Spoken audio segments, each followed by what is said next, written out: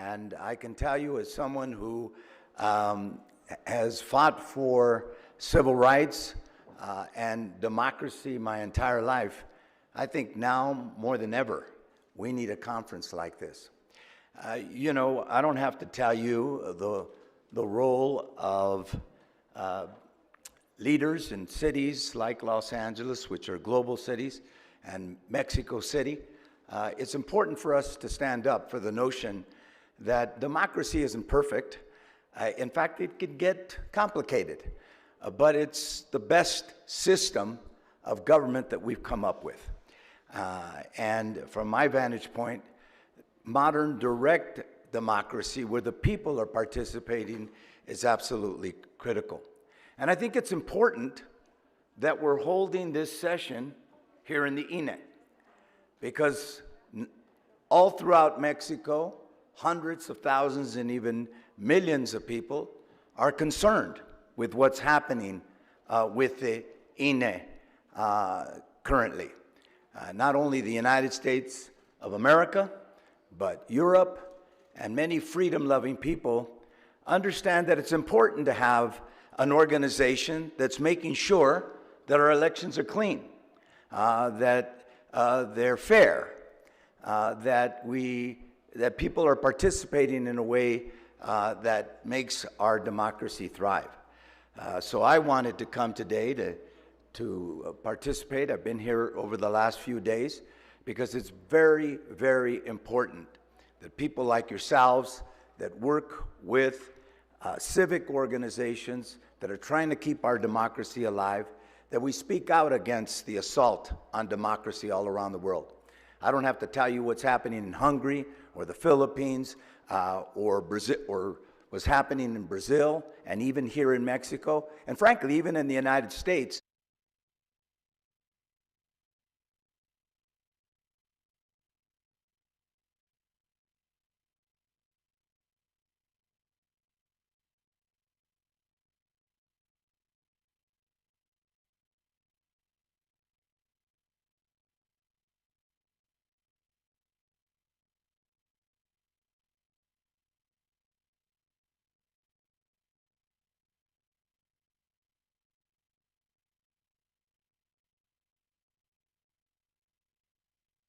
Need to work or need to be equipped in order to facilitate direct democracy. That's the issue of this panel this morning. We were talking a lot about numbers this week, about quantities, about money, about staff, but also about qualities, about what electoral bodies can provide, how they can help, and also, and last but not least, about capacities, about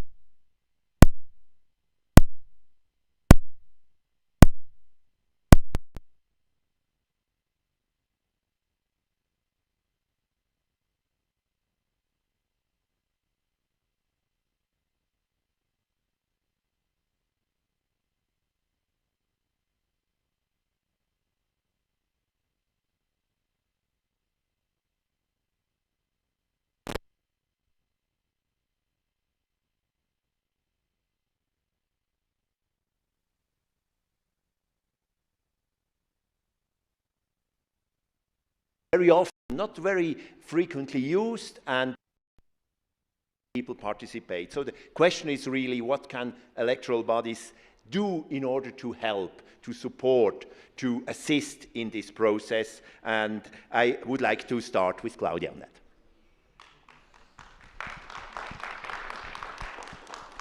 Buenos días. Muchas gracias, Bruno. Para mí es un placer recibirlos aquí en el Instituto Nacional Electoral.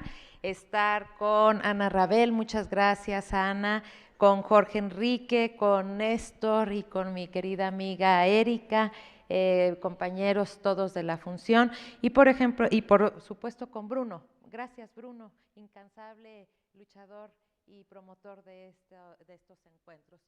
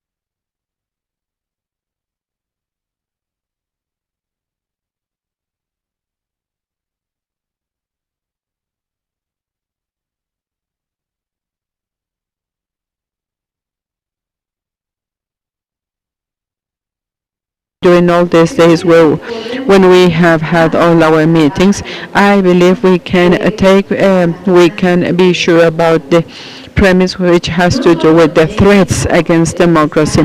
There are threats against democracy not only in Mexico, maybe in recent times we've seen this more frequently, but it is happening in every country of the world.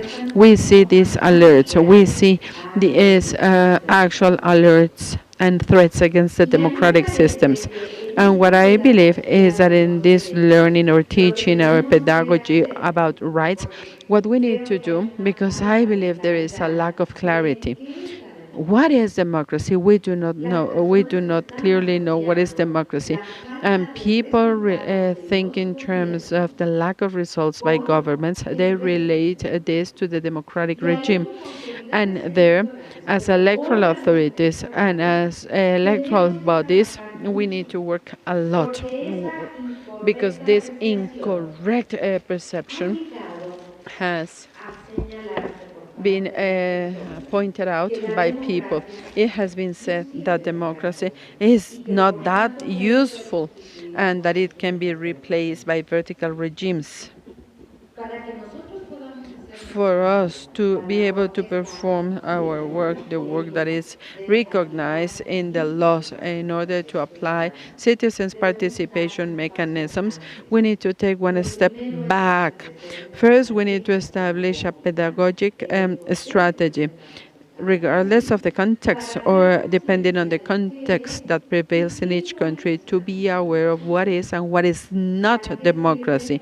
We need to be aware of what is democracy good for and what democracy is not good for. What is the scope of democracy? And above all, we need to be able to tell which are the limits of democracy. In both cases, representative and direct democracies. Democracy is not a mobile app that can be multi-powerful. It's not going to be capable of resolving everything. And this is something we need to all clearly be able to tell. Those who live in a society should know this.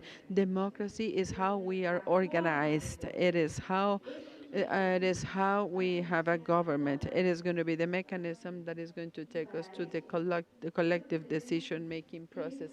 And I believe we need to insist as institutions. The very first step is to produce this pedagogy and this teaching and this information about rights, and we should all be aware. We should all know what is our role in democracy and as citizens. And as female and male citizens, what is democracy expecting from us? You can I would like you to pay attention to this. Those at the federal level, at the national level, we have had the inclusion and the incorporation of direct democracy mechanisms. And whereas I am speaking about mechanisms that belong to us, to the citizenship, to us, to citizens. But unfortunately, our first exercises were on the opposite side compared to what we were expecting. It is not possible to say that one mechanism, such as mandate revocation or recall, we cannot say that a design that empowers citizens to tell citizens, I first elected you and then we want you to be removed. How come it is now being promoted by government? That belongs to us. That right belongs to us, to citizens. And this is how we started this exercise in Mexico at the federal level. And how come today in a law, how come they can concentrate like if Mexico were only one territory without differences in the different states? How come they want only one authority? How come they are pretending? And the law is not clear, by the way. How come only one authority is going to be in charge of what needs to be done at the level of Mexico, at the level of each one of the electoral institutes, at the level of what all these electoral institutes do? So, at the legislative branch, it hasn't been understood that direct democracy is democracy that belongs to the people. And if government intervenes, and then it is going to be turned into a placebo for government because it doesn't belong to government. We have to encourage participation. And my suggestion, my proposal is to let's bring this knowledge about rights, this pedagogy or education on rights so that citizens can take ownership over those rights. And this is when we're going to improve to have further and better participation in Mexico as well. And this is something we've seen at the federal level. And please, Bruno, you tell me when my time is over. And this is something we have lived at the federal level. And we have also seen this in each one of the different states. It is said that the mechanism exists. It is said that the authority, that the independent authority of governments exists as expected for organizational purposes, but no resources are allocated. And without resources, then how are we going to be able to strengthen that side and that part that has to do with the citizens' rights? This is the end of my first intervention. Thank you very much. Muchas gracias. Entendí por completo que tienes muchas preguntas. More than maybe solutions because of this very special situation you are into. So from Mexico we go to Paraguay, to George, from the electoral body in Paraguay. We have heard and learned a lot, of course, about the INE here this week. We don't know so much about your institution, so you may share a few basic information about also your electoral management body, so we understand better also the role, and of course also how you, as an electoral tribunal, can contribute to the participation of people. So your floor. Thank you.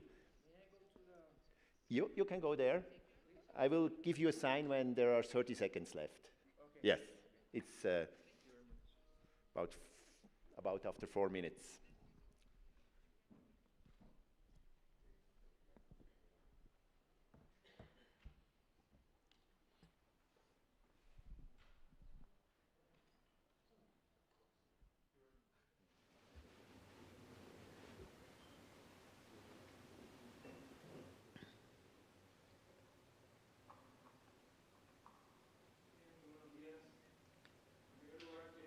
Habría que bajar el micrófono, por favor. First, I would like to thank INE, the National Electoral Institute, for this invitation to participate in this event. And I bring solidarity of the people from Paraguay, specifically from the Electoral Superior Tribunal of Paraguay. And since this conflict. We wish this conflict is resolved institutionally and always strengthening democracy in Mexico. Nosotros nos avisaron también que Rick de los Estados Unidos está enfermo, por eso le mandamos saludos a Rick y que deseamos que se recupere. Lo necesitamos. This question is very important for us in Paraguay. These days, we're going to have the departure, the end of one of the longest dictatorships and pretty bloody dictatorships in the continent after 34 years. And we are fighting, as our Mexican colleague said. We're fighting together against all those forces. We are fighting all those threats that happen against democracy in all our countries. Today, we can state that direct democracy mechanisms represent a very important phenomenon, and they help representative modern democracy. And there is a theory that states that all these institutions have emerged as a consequence of a criticism against the inherent deficiencies against the representative government, and today this is being seen as a tool that will enrich the processes, the democratic processes. And it is the periodic election system and the role of the legislative bodies are complemented, and this is why in our democracies we have these mechanisms that allow for a direct exercise of democracy, because it is possible to eliminate the intermediation between the subject matter and the individuals and the governors, those who are in government, because through the vote, people can decide to accept, to reject, and to propose depending on their own will and their own thinking process. So we can understand that direct democracy as a set of mechanisms that would allow citizens to decide on specific matters, and they can do so by casting a vote. So we need to encourage the collective participation and direct participation in the decision-making process, not only in the election of representatives. Direct democracy mechanisms represent, I will repeat, something that will help representative modern democracy. In the case of Paraguay, the first electoral code and the law of 1990, it included referendum and people's initiative. These are two concepts, two very important institutions. And then these concepts were incorporated into the Constitution. And today we are ruled by a Constitution that has been enacted, that was enacted in 1992. And the idea, the aim of this Constitution was to characterize our democracy as representative, but also as participative and pluralist according to Chapter 1 of the Constitution. It reads that the first standard states, the Republic of Paraguay adopts for its government representative, participative, and pluralist democracy based on the recognition of human dignity. The Constitution recognizes as a competence the electoral justice, all those aspects that derive from every type of people's consultation. As a consequence of this, the law that rules electoral justice in the law, the electoral tribunal is in charge of directing, leading, and supervising people's consultations and to come to a successful end, completion. So here we are speaking about two institutions, referendum and the people's initiative. These are two concepts which are constitutionally in the Constitution. Referendum, this is an election through which the electoral body of a country or a region will express its will with respect to a decision by the legal representatives. This has been submitted to consultation. We normally answer with a yes or with a no. To answer a question is asked by the electoral body. It can be binding or it can be just for consultative purposes. In other words, non-mandatory. The laws in the Constitution and the laws that are the standard do not clearly specify when the referendum is going to be used. The law is clear when it states that it is not possible to subject treaties, international relationships, international agreements, and expropriations, and national defense, limit of the real property, and tax topics, elections, national elections, provincial elections, and municipal elections are not subject to referendum. Yes, ya. ¿Cuántos minutos? How many more minutes? Ya se le acabó el tiempo, señor. Que está pidiendo 2 o 3 minutos más. He's asking for 2 or 3 more minutes. And then, luego tenemos the recognition of right to people's initiative to propose legislative bills. Specifically, and in concrete terms, we have some problems that result from the budgetary limitations to do referendum. It has been used only once, and we are also working to make to expedite people's consultations.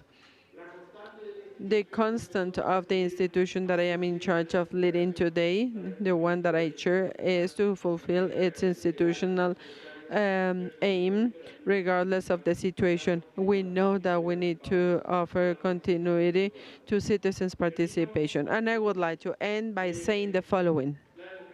Democracy in Paraguay has been represented blood, sweating, tears, and deaths of lots of our nationals. We want to become the necessary ones in this fight.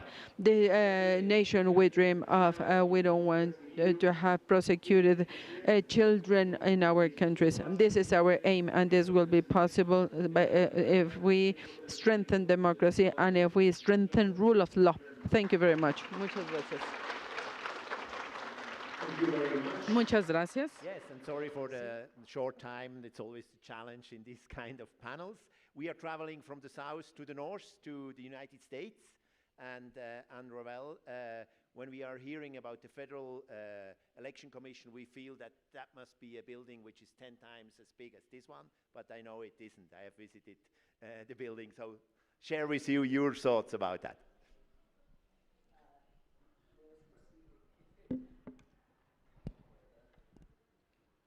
It's working? Esta, mira. Okay. Gracias a todos y todas estar aquí con nosotros. Y yo también quiero decir por un momento cómo INE es tan importante no solamente en México, pero también en el mundo entero, porque ellos hacen mucho para la democracia que es importante. Which is important, and the court, and this is why the attacks against INE, and this is why it is similar to what is happening as we speak today in the United States. More or less similar to what we see in the United States. Now I was switching to English. I apologize. Me disculpo con ustedes. I apologize to those who are Spanish-speaking people. En los Estados Unidos hay dos autoridades Electoral authorities.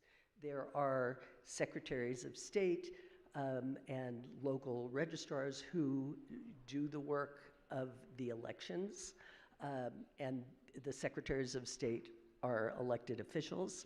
And then there is the groups that do what the Federal Election Commission does, which is to provide transparency of who's paying for the elections, who's paying the candidates, and to ensure that the regulations regarding the electoral process, in mostly having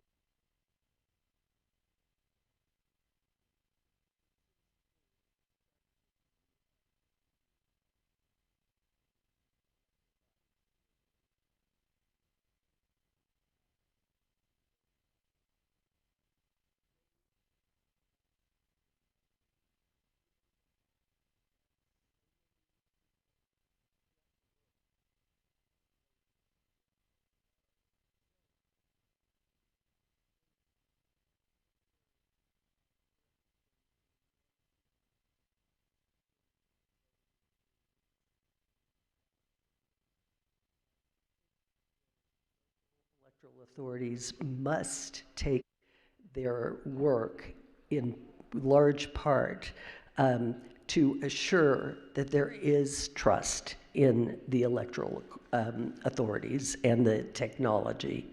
And because they have to make sure, and I think that in both areas, having transparency to the public is really important, and particularly with the questions about the process and electoral machines. So what they should do is make clear how that technology came about, whether it can be audited, how it's used in voting process as well as the counting process, and how the results are tabulated, and how the information goes from one place to another and is secure. And because of this, which has not happened publicly enough, there's also a good, and I have done this before in Mexico and in Brazil and in other countries throughout Latin America, it's important also to have election observers who can look at the process and make sure that it's absolutely safe. And ultimately, at the end of the election, there should be an ability to audit the results and have transparency in the way that the machines, uh-oh. Did I already break it? Not me, okay. So, because politics is,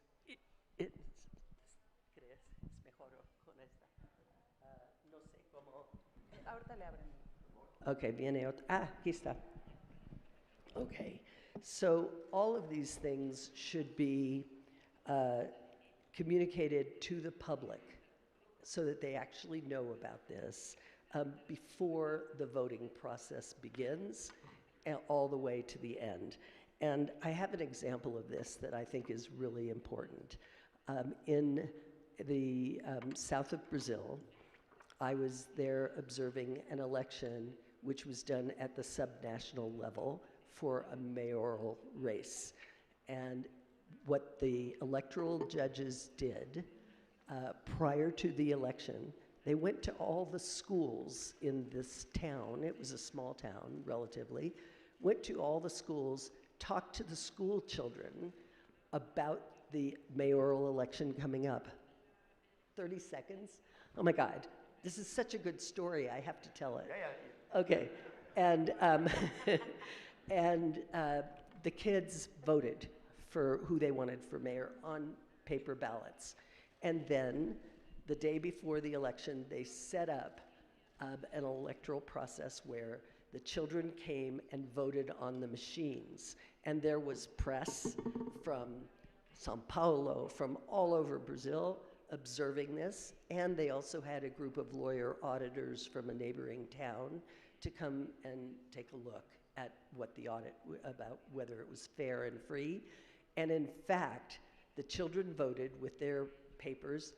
The machines were 99% exactly the same.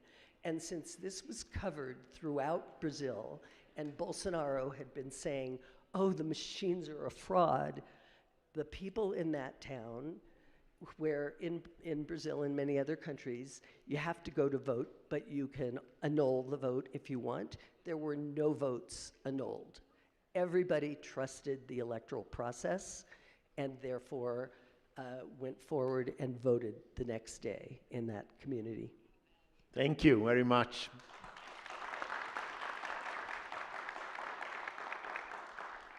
There is always time for a good story. We have been, to United States, now you talked about Brazil. Let's go to Panama. Nestor. Bueno, muchísimas gracias por la invitación, Bruno. Gracias al panel. No, thanks to this panelist and the panel. It is my honor to be here in Mexico City. And before I start, I would like to honor one person who is with me today, Justice Second Justice Vice Chair of the Panama Electoral Tribunal, Licenciado Luis Guerra Morales, who is here with us.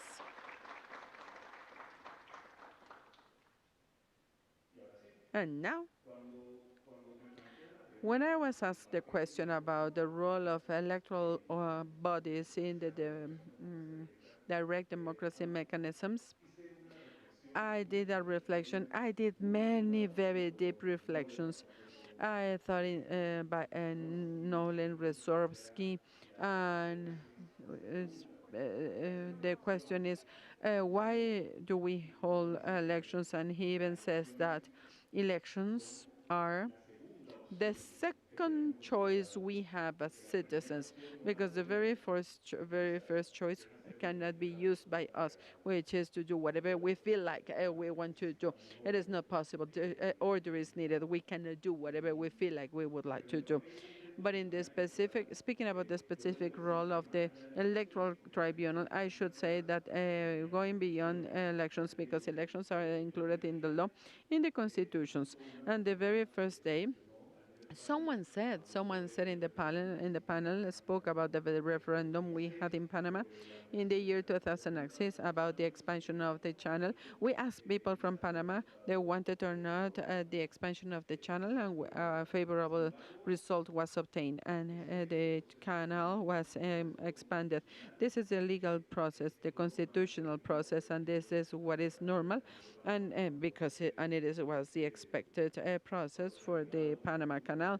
And it was added as one chapter in the reform of 1992 or 1993 in the Constitution. But I should also say that the Panama's electoral tribunal is different from some other tribunals. Is different from other tribunals because it goes beyond. The Panama's electoral tribunal has institutionalized by this. I mean, it is in its legal regulation, the Electoral Reform Commission. I will tell you a very short story. The National Commission of Electoral Reforms, it is a college entity where we have the participation of political parties, where we have members of the organized civil society, and this is whenever a legislative bill is going to be made, an amendment to the electoral law. It happens every 5 years. In other words, in every election process we have in Panama, we have a new electoral law. And in this new electoral law, we first analyze the negative aspects of the previous election process, and then we improve, and then we have it in the new law, in the new electoral law. This is a pretty participative model because in this way it is possible to have legitimate proposals submitted by the electoral tribunal, and it is legitimate to the eyes of the public opinion and to the citizens, and also to the National Assembly of Deputies. Why them? Because they are the ones passing the laws. And the electoral reforms may not be passed completely, fully, as submitted by the Commission, but there is a 70 or 80% of endorsement by the National Assembly. And this is why we can consider it as a direct democracy mechanism offered by the Electoral Tribunal to the political players in order to improve the processes. And I believe this is something very, very important, and it has been done since 1993 till now. And based on the general elections of the year 2017, when there was an electoral reform, the Electoral Tribunal now has the obligation to propose to we want propaganda, and then to give rise to a discussion of programs and actions that will resolve national programs in the social media and in internet. And I would like to specifically underline this, because I am in charge of the social media, the Electoral Tribunal Monitoring Center, and the digital studies at the Electoral Tribunal. And we see how in direct participation and direct democracy, we had an initiative, a pact. It came from the Electoral Tribunal, but it was given to the hands of the citizens, and we want the Panamanian citizens, the ones who promote the good use of the social media. And I believe it is not necessary to speak about what is happening in that digital environment, in that digital society that is becoming, and the reason why the society is sometimes confused. So that's it in terms of my first presentation. Thank you very much. Muchas gracias. Y es muy interesante. Clause in your electoral law, which invites everybody to constantly look into how the work of the election bodies are working. I think that's fascinating. And these dynamics around election bodies, that's something we have been very impressed about here in Mexico these days. And Erika, from the Mexican city IECM perspective, what are your main thoughts about this role? Hola, hola, buenos días a todas y todos. Un placer recibirlos en la Ciudad de México. Saludo con mucho cariño a Néstor, mi querida amiga. Néstor, my dear friend, Claudia, Bruno, Jorge, it is my pleasure to share this panel with you. And despite of the fact Joe said not to give thanks, but I have to do it because it is early Saturday. You are taking this time to speak about direct democracy. It's the fourth day of the forum. We've listened to many things, and it helps once you have heard all the things that have been said. But there is also a point in time when we are going to say, what am I going to be doing next? How can I work at the local level? Here in Mexico City, for example, in this great country such as Mexico, you know that it is almost 120 million inhabitants, and in Mexico City we're speaking about a population that sleeps over what the population that always sleeps in Mexico City, 8 million people. But in transit or commuting, we have more or less 25 million people commuting to and from Mexico City. And this is exactly where we can see how, and as Claudia said, how at the national level there are direct democracy mechanisms that we can say are young people, or young exercises implemented a few years ago when the first consultation processes started. But it's been more than 20 years. It was in 1993 the first time. This is when we started to see the first exercises, the very first plebiscite, and we've been doing constant exercises in direct democracy. In Mexico City, it is difficult to tell what happens, what are we missing, why is it that we are not talking to citizens, why don't they fall in love with these mechanisms which are not only representative democracy, what we see every 4, every 6, every 8 years, depending on the legal model we have.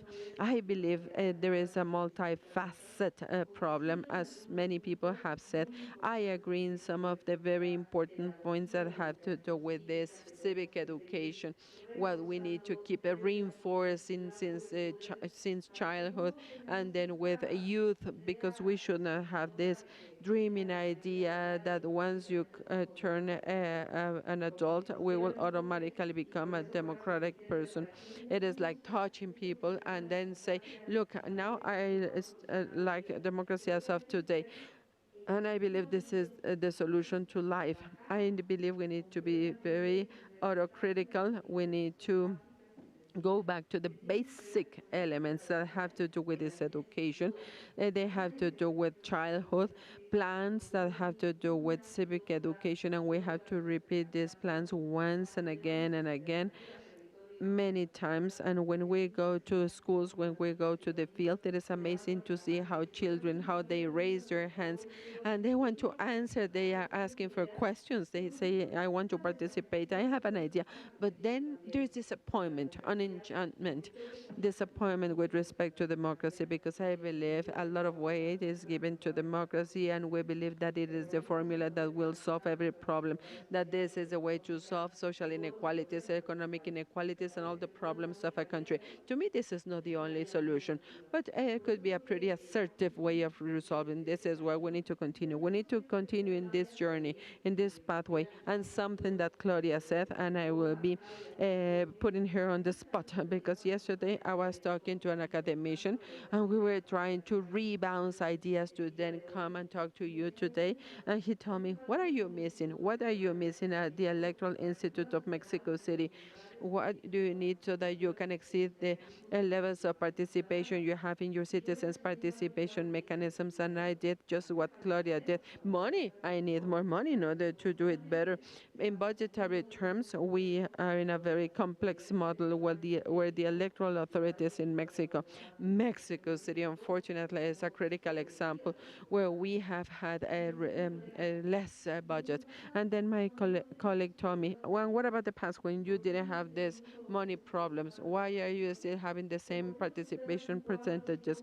Why can you exceed 4 or 5% of your listing when speaking about participative budgeting? Why all those initiatives that have to do with very clear problems that affect a specific group of the population? Why are those mechanisms the ones activated? And then we thought about a consultation of 2015 in the Chapultepec corridor, or more recently where the surroundings of the Aztec Stadium is going to be modified to have a development. Why is it only when people are being affected? So yes, it is true. It is not only a matter of budget. It is not a matter of budget. Budget is necessary. Yes, to be honest with you, it is necessary to have money to perform the activities, to improve credibility, and that this is it, Bruno. I will be sharing some data, and as Anne said, I will be sharing some numbers.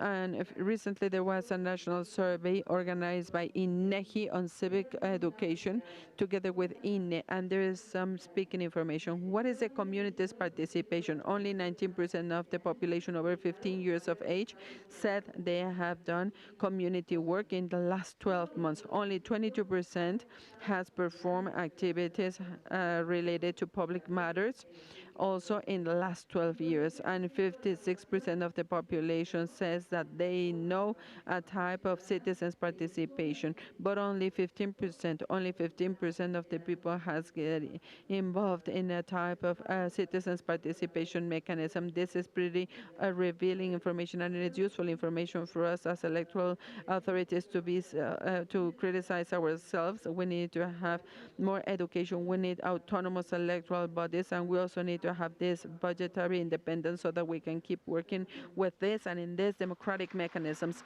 Thanks, Bruno.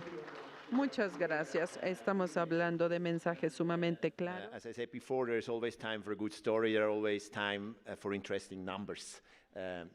But our time is limited, and for this reason, I would like now to go directly to the question time. First, if there is a question here on the panel to one of the other panelists, please come forward. If you have to reflect a little bit first, I have a question to Anne.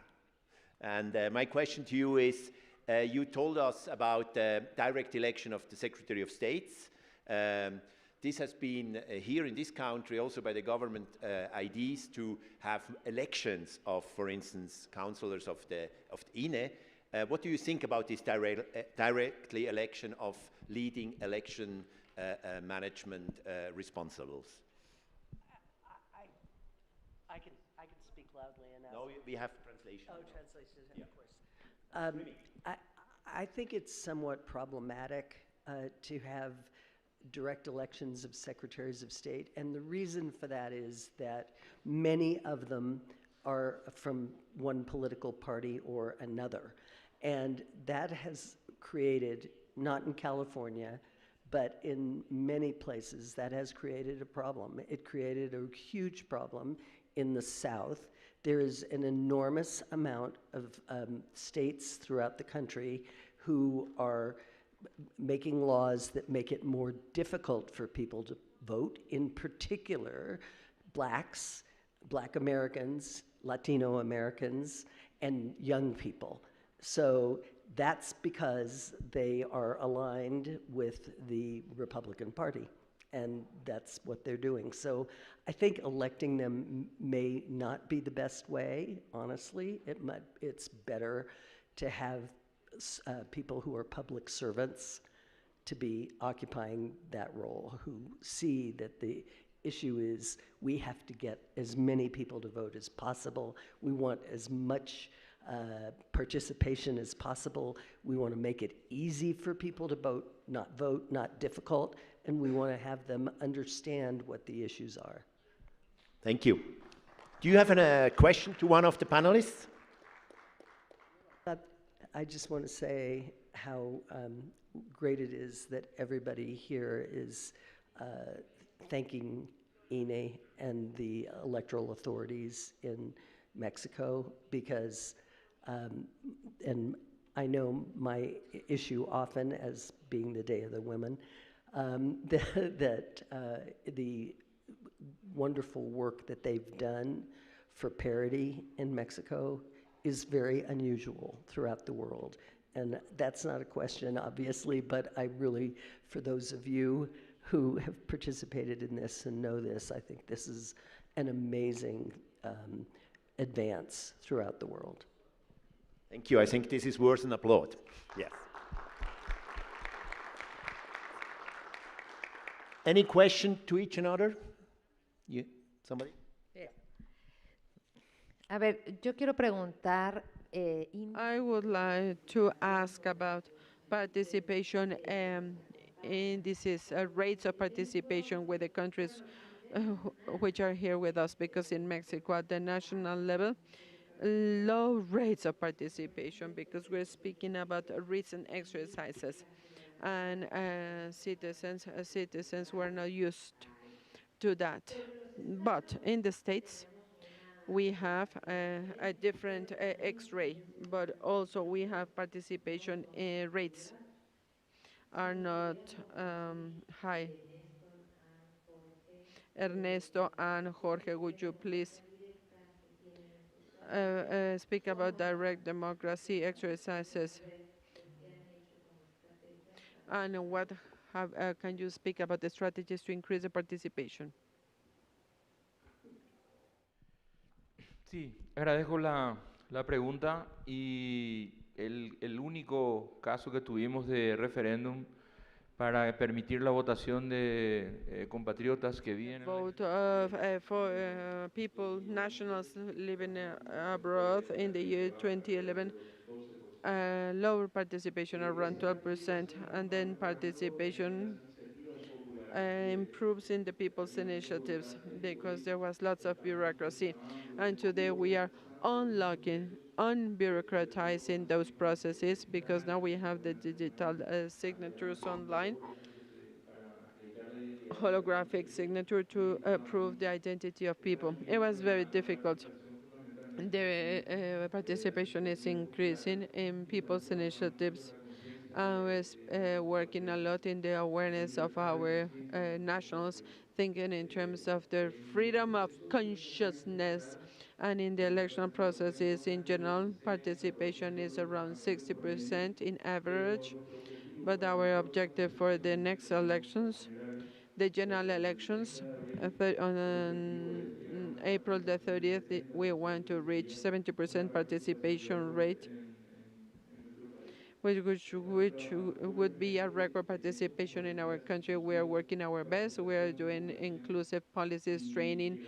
We want to talk to all the citizens, not only on how to use the machine, but also on how to choose. That is the aim. Thank you very much. I should say that the last plebiscite exercise in Panama, speaking about direct democracy, which was a referendum to expand the Panama Canal. There was an abstention rate of 57% of citizens. Abstentionism, more than 50% didn't vote. The reason doesn't matter, but in the electoral processes, and by the way, in Panama, we have only one every 5 years where we're going to elect every position. President, Congress, people, only one chamber, and the councilors and the mayors. And in these cases, our participation rate is pretty high. It is around 80 and 90 something percent of participation, despite of the fact that voting is not mandatory. Casting a vote is not mandatory.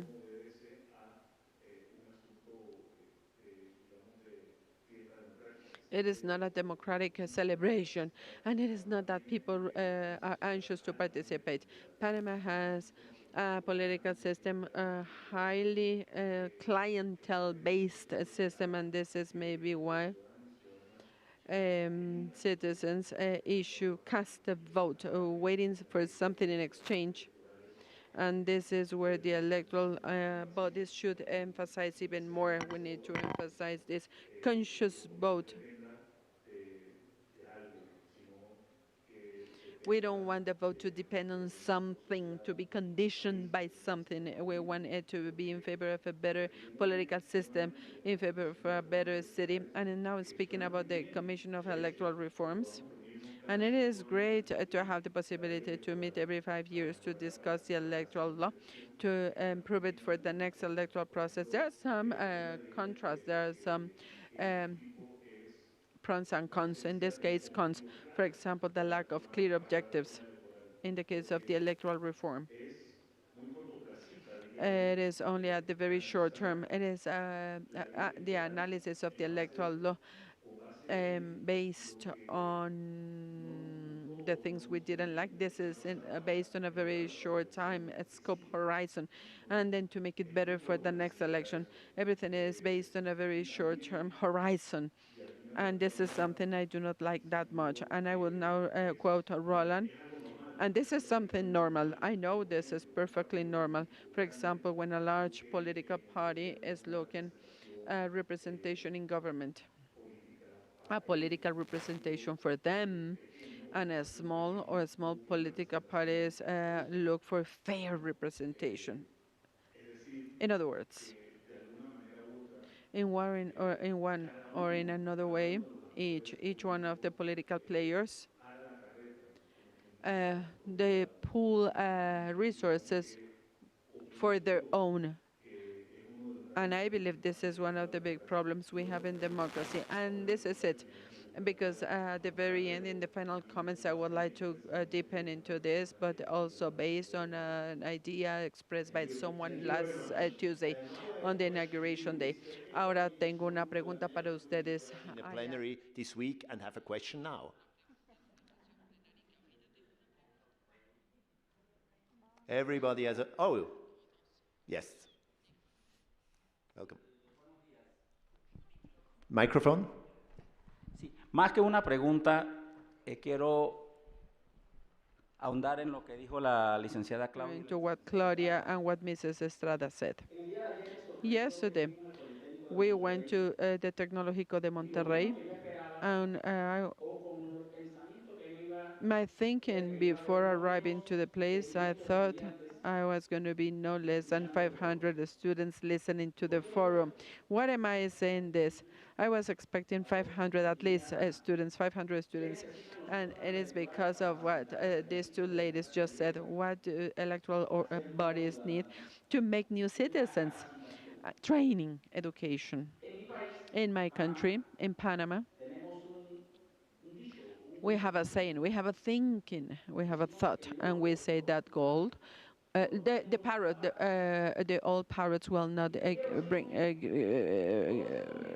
results. What do I mean by this? All these direct democracy mechanisms which are included in the Constitution and in the law. In our case, as adult citizens, We are already enrolled and participate in organizations and in political parties.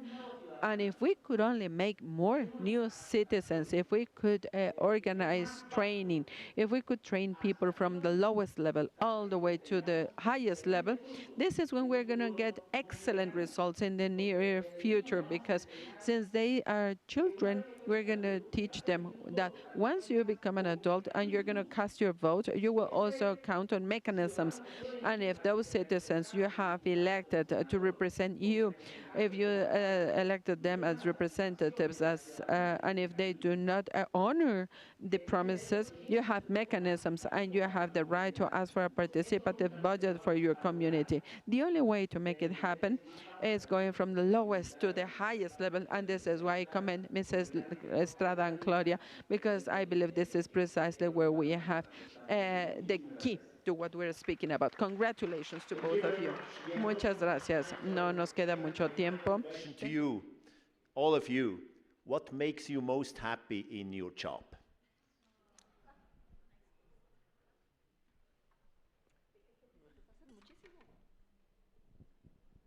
Gracias, Bruno.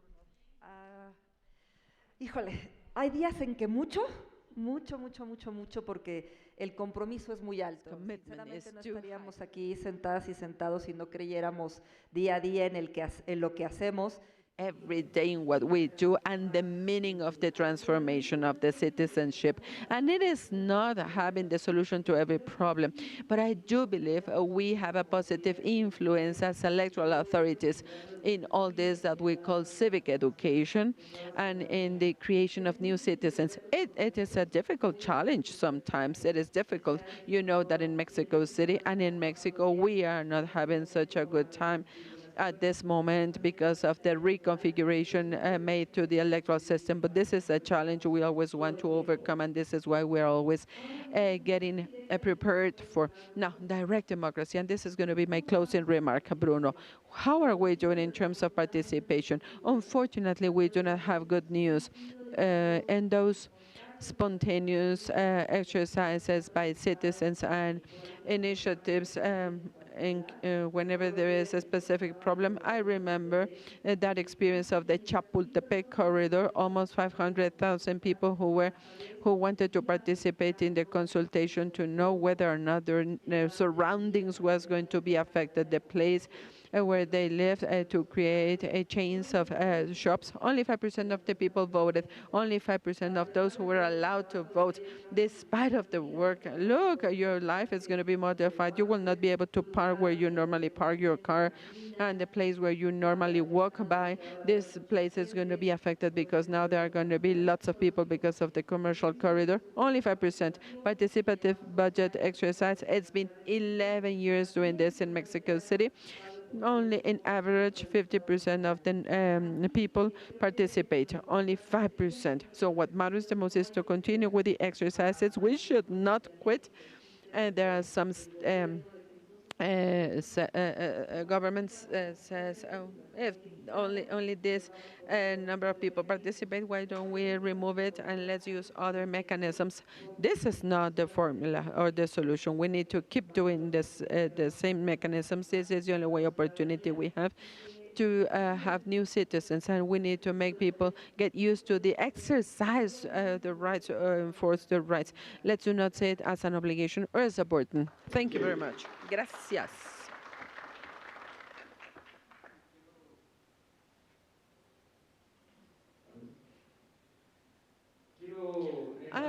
In this last part, I would like to answer this question: what do you need as electoral bodies to facilitate direct democracy, an electoral system, and an electoral firm, transparent, independent electoral body?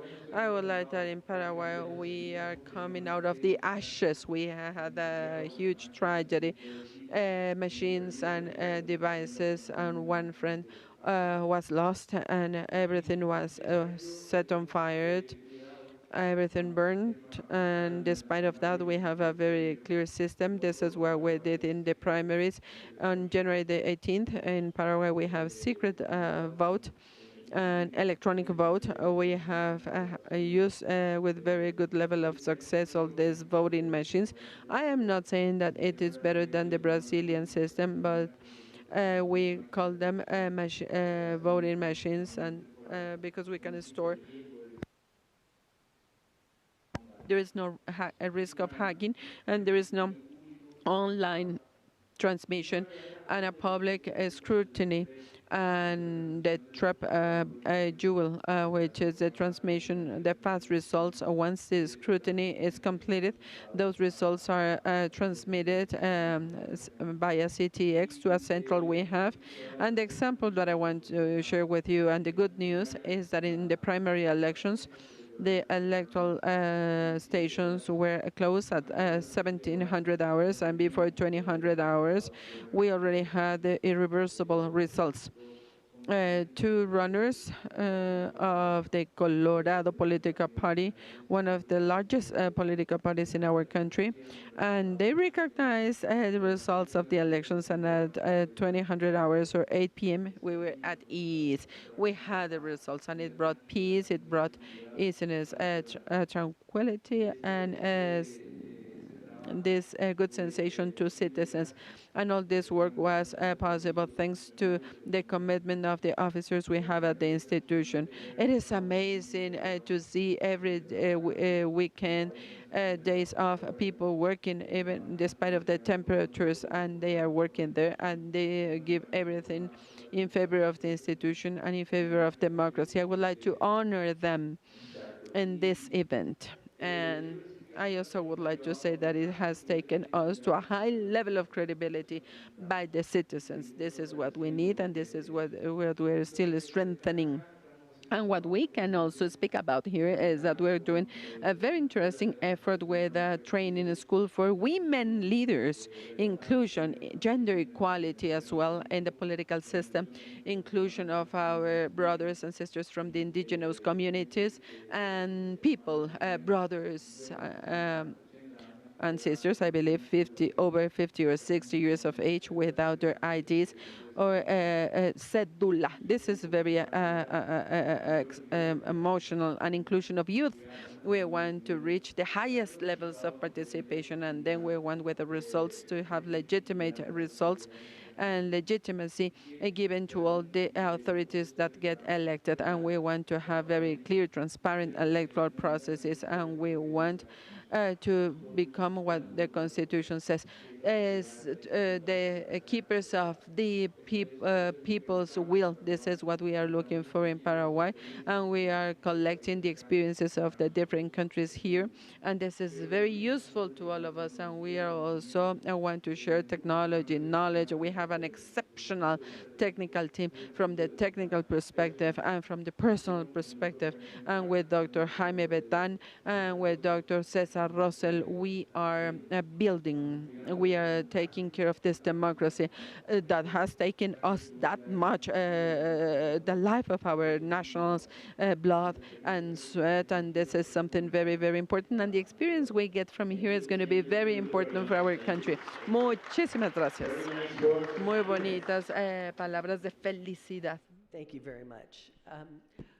My best, most wonderful time in the job has been my ability, because I was chair of 2 different commissions, to speak up publicly about the problems. And particularly in California, it had to do with money in politics, $6 million that came for a direct democracy initiative from nobody knew who it was from, and I ended up stopping them and taking them to court, and they had to pay $1 million to the state for having done that. And afterwards, at the Federal Election Commission, which is what I call one of the United States' most dysfunctional commissions, because it is very partisan, and it's hard to get things done to have fair, free information to the public so that they know about who's trying to influence their votes. And because I've did all of that publicly, well, I'm in a book, I have in a movie, and people know about it now. They did not know about it. And that's what makes me happiest, because it mobilized a lot of people in the country. Thank you, thank you. Néstor? Bueno, ante la pregunta, yo me quito el To your sombrero. question, I would like to take my chapeau as an electoral authority, because what makes me happy is to come every day and to find a great work team at the Monitoring and Digital Monitoring Center. Study and digital monitoring, because today I'm here and I am the one speaking about democracy, but those young people who are there, they are the ones who know about social media. They know about communications, they know about political marketing, they know about design, and they do fabulous things. So I invite you to please follow the Panama social media at T Panama. And I would like to make some final comments. And this is my very candid, honest answer. And I hope they are watching me through the live transmission. And I will lifetime transmission. What I would like to say about democracy is that democracy is a political system, the smartest political system that exists, democracy. And this is why, in my second turn, I spoke about what someone said last Tuesday, that maybe we should eliminate a D from democracy, because there are many facets, representative, direct, and representative, but at the end of the day, it is part of an everything, of a whole. And personally, I believe the democratic we need to have more collective intelligence, and this is why I spoke about Nolan. I said that we're pulling our efforts to the most convenient side for us, because we are not having collective intelligence as a society. And this individualistic collectivism, to me, is what is not allowing democracy to play the role it should play, for which it was created as a system. And I believe this is where, as a society, we have this democratic confusion, because today we are discussing here, we're speaking about direct democracy, and there are going to be points in favor, there are going to be points against. But as a society, going beyond our education and being electoral authorities, or as a society, we are not getting what democracy is all about, and we'll only look at it as a way to solve things, resolve things like this. And this is not what democracy is all about. Democracy is a much more complex system, and due to its complexity, it would never allow easy solutions. This is it. Thank you very much. Muchas gracias. Muchas gracias. Y Claudia, probablemente no sea la institución más feliz del mundo. After all, so tell us. Gracias, Anne. Gracias, Bruno. A ver, ¿qué me hace más feliz? What makes me happiest? Well, the truth is that I am convinced that what makes me happiest in my job is to be able to help through service. I am a conviction-based public servant. I love to serve others.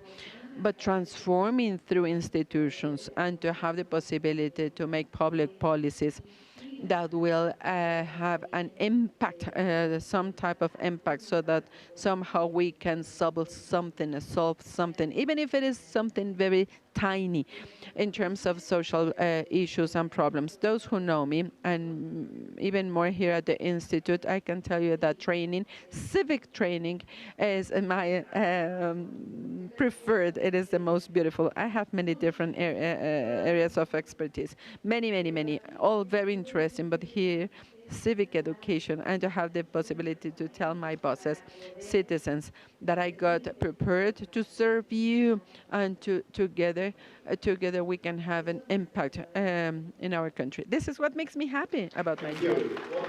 Gracias. Muchísimas gracias. Ready to leave. Thank you, Nestor. Thank you, Claudia. Thank you, Erika. Thank you, Jorge, for these very inspiring messages, these experiences.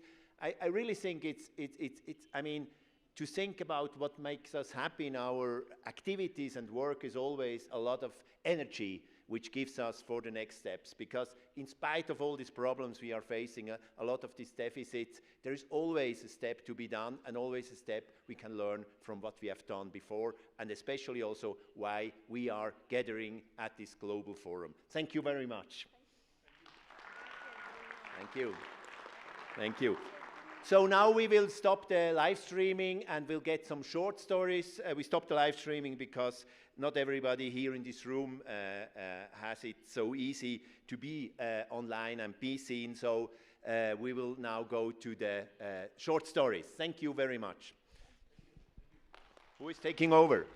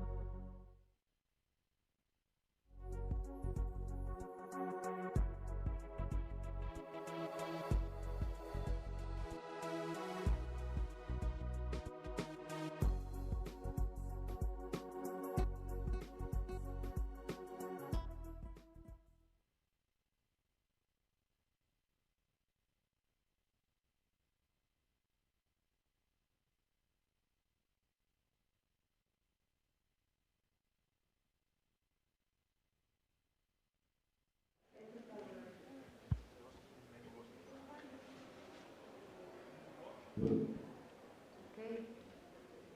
Caroline, are you ready? ¿Estamos listos?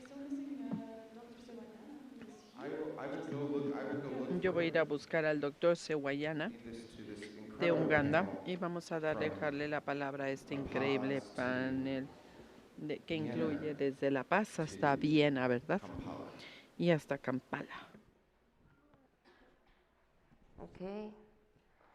A la hora que me indiquen, compañeros. Sí, adelante, por favor. Are we live? Yeah. Good. Yeah, thank you very much. Thank you, Joe, for the introduction, and welcome to this very large panel. We have the very challenging task to wrap up a 4-day global forum now in an hour time. Over the past week, we've discussed about extensively about how we can build good democratic institutions, how direct democracy tools work across the world, how participatory democracy works across the world, how we can use it to combat climate change, to give youth a voice, how we can use it to advance human rights. And now we have to bring all of that together, and I'm really happy that you are joining me for that, and sort of come to a conclusion about the future of democracy, the future of direct democracy, resilience of democracy in the 21st century. And because we only have an hour, I'm going to ask each of you to try and keep it as brief as possible and to come to the point as quickly as possible. And so I'm very pleased to welcome, and I'll start on this side, Daniela Ciaffi, who has been studying and practicing participatory processes for over 25 years. She's an architect, a professor of sociology of the city and environment in Turin, and the vice president of the Laboratory for Horizontal City. Welcome. Then we'll move to Casey Bull from the US and Mexico from Healthy Democracy, who is an expert in participatory and deliberative democracy. Welcome very much. Thank you for joining us. Then we have Martin Vaz Mora, who's a human rights expert who has worked extensively on civil and human rights before joining the National Electoral Institute. So we are in your home. Thank you very much for welcoming us. Next, we have Bernardo Valle, who is an expert in electoral law, public finance, and constitutional law and human rights. He knows everything. He joins us from the IECM, our other partner organization here in Mexico, the Mexico City Electoral Institute. And then we have Erwin Meyer, who's a member of More Democracy Austria and a board member of Democracy International. So he's worked in civil society on topics of direct democracy for a very long time, and he is also an environmental economist. Welcome, Erin.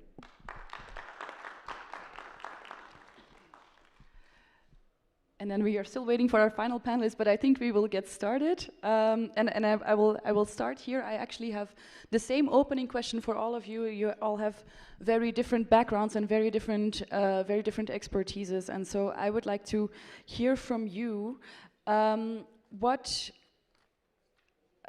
If you had to identify one main opportunity for democracy that we are seeing right now, for the future of democracy, to make democracy more resilient and better, what would that be? And I would ask you to try and stick to 2 minutes, and I will give the word first to Daniela.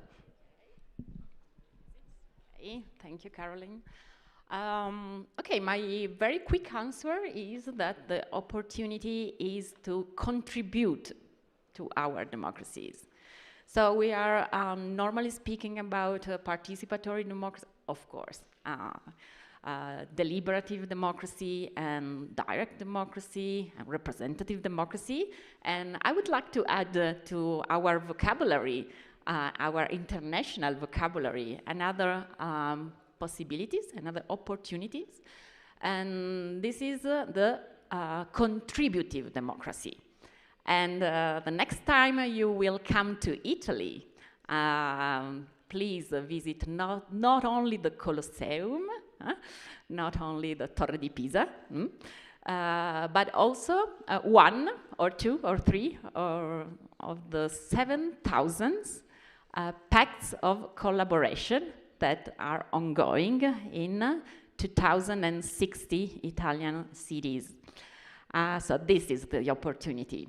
In Italy, we have an article of our constitutions, and this article is the horizontal subsidiarity principle, saying that you can have an autonomous initiative to contribute, and if it is for the general interest, you can ask the public bodies, so the state, the region, the counties, the metropolitan areas, the municipalities, but also schools, but also hospitals, to help you in your initiative.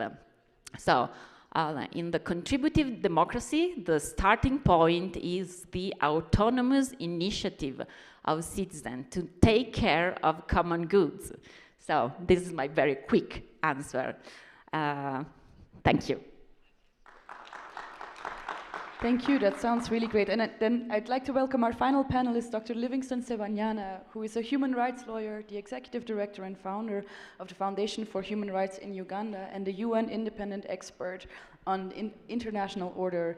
And I would like to pose you the same question. If you had to, and I would ask you to be brief, but if you would have to identify one main opportunity for democracy right now at this moment, for the future of democracy, to make our democracies more resilient, what would it be? Thank you, Caroline. Of course, one major opportunity we have to enhance democracy across the globe is the digital revolution that we are experiencing right now. Because ideally, world over, people have access to phones, information can move very fast. Social media has made it easier for people to connect across divides. And indeed, that could be an opportunity. But of course, also having a youthful population that we have in many parts of the world is also another opportunity, because they have embraced the digital technology. They know how to make use of the internet, all the different digital platforms, and the messages can pass very quickly from person to person. So I think we need to embrace it. We need to make sure that it's accessible, because that's also another element. For example, in Africa, the internet is still very costly. It's not accessible. We need to make sure that it's affordable, and make and promote it using simple messages. And in so doing, we should be able to enhance democracy across the globe. Thank you.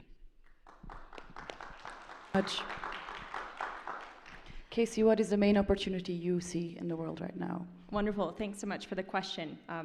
Well, in the US, of course, we're facing a massive breakdown in our democratic institutions. And that's not a surprise to anyone, and that's not unique in our political context. But it's exactly in this crisis that we as democracy reformers see a meaningful opportunity to intervene, to create new systems that are deserving of people's trust and buy-in. And we're living in an era of massive experimentation. I mean, just look at all of the opportunities we've seen through this global forum. And so while the work that we do is housed in lottery-selected panels or citizens' assemblies, we truly believe that it's just one tool in a huge toolbox of democratic reforms that are necessary to move forward. Just to close, the polling firm Pew asked US Americans a few years ago whether the political system in the US needed no change, minor change, major change, or complete reform. And 68% of respondents said either major change or complete reform. That's over 2/3 of the population asking for new systems. If we look at that in the most positive way, we can see that it's a massive opening, a massive opportunity to think seriously about structural change. And if we look at it less positively, well, if we care about democracy in any form, we cannot afford not to think structurally about change.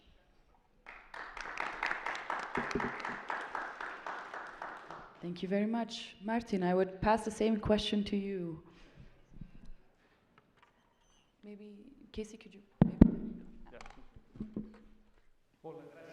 Hello, thank you, and welcome. It is an honor to have you here in this place, not only as a country, but here specifically at the National Electoral Institute. Which are some of the opportunities? I believe something very important is to have the possibility of finding a framework of rules and of standards, very precise rules and rules for the organization of all these mechanisms so that there is no tampering of them. We don't want to have tampering by government. We want these mechanisms to be used. We don't want this to be used as a resource for popularity from government or for government, and we don't want this to be used as a resource to weaken democracy itself. And specifically for the region, for Mexico and for Latin America, and I believe that Africa could also be subject when we have networks of microcrime. So it is important to have very precise standards and frameworks so that the direct democracy mechanisms are not used for this, from this perspective or like this. Another very important element as an opportunity, I agree with the fact of all this digital revolution, mechanisms of direct participation. It is not enough to have the participation of lots of people. We have even seen the percentage of participation, at least in Mexico. This is very low, and in other places the same happens. And it is important for these mechanisms to have a social impact in the lives of people, and we don't want these mechanisms to be effective. If not, citizens will not want to be willing to participate in this type of an event.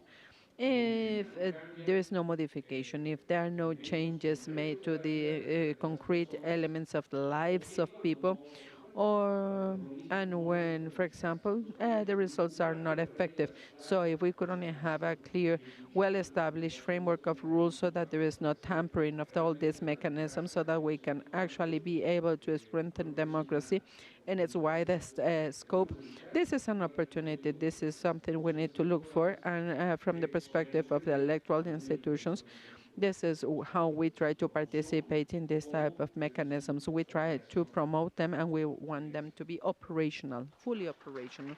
That would be it. Muchas gracias. Le damos la palabra a Bernardo, por favor. Thank you. Thanks, Caroline. Thanks a lot for this question. And what I would like to say is that I believe it is very important to have instruments of direct and participative, sound direct and participative democracy elements. But according to what we have discussed so far, I believe in every table, in every session we discussed this. We spoke about the situation of current democracy. So to me, one of the aspects we need to take into consideration this moment undoubtedly is the representative democracy. I cannot conceive direct democracy instruments or participative democracy instruments working correctly in an authoritarian state. This is why, undoubtedly, I believe the opportunity is there, and we have to strengthen representative democracy, and we need to make sure it will represent, and it represents the majorities, with respect to the minorities as well. And for that, I believe three are very important elements. First, to have electoral institutions and sound judicial authorities. We need to have also an active citizenship that limits political control through democracy, direct democracy instruments. And last but not least, we need to have education and training processes with culture, education, and entertainment all play a very important role to build this citizenship.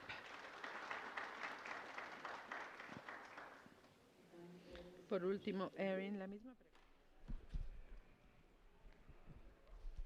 Yeah, as you introduced me as an economist, I try to use economic words now. We're in big in danger of losing democracy at all. We have heard a lot about new autocracies coming up, etc. So my main statement would be that the democracies that are still existing should invest in people. And what does it mean, invest in people? That means giving away power they have to the people. It means we need really strong decision-making processes by the people, direct democracy, and participatory instruments, including sortition. But in the end, the people always should have the final say and on everything that can be decided by the politicians. I felt in the last years in many discussions that even parliamentarian and liberal democracy leaders are fearing direct democracy and participatory instruments. They see the people a little bit as opponents, like the opposition or something like that. And that's the main problem. To my mind, they should be in an alliance with the people. And if the power is decentralized and the people have real decision and have really the last words, they would be in alliance with the parliaments, with the government, and then they can define it against internal and external enemies. Because the next demagogue or opportunist or dictator is always around the corner. A stark warning, and from that I'd like to put a question now to Casey.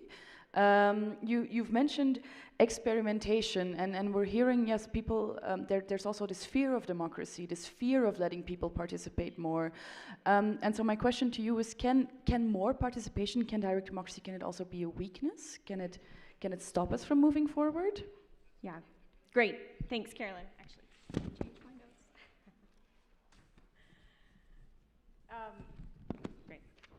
Yeah, thanks for that question, Carolyn. So something Matt Leininger actually said yesterday it really stuck with me, and it's the ask for, or the opportunity that's presented by, right now there are many avenues for deliberation without power, or there's also many avenues for power without deliberation. And we hear from our colleagues on the panel here and ask for having an established framework and working with representative democracy as well. And we think that there is really an opportunity to overlay deliberation with direct democracy avenues right now. So for example, we've heard so much about the initiative system. Well, what if we could foundationally change the initiative system to change some of the flaws that exist in it now? We hear, give the power back to the people. And yes, let's do that. But let's do that through a structured framework that makes it more accessible to all people and with mechanisms for robust information. And then go all the way to give those people the opportunity, everyday folks, to write law that goes to the ballot. Thanks.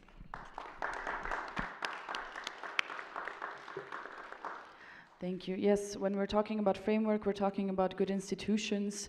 I have to look at our colleagues over there from the electoral institutions, and so I would like to ask Bernardo the same question. So, within the framework that we have on the local level, within the institutions that we have, is it possible to let people participate more? Is it an opportunity, or can it also be a little bit of a provocative question?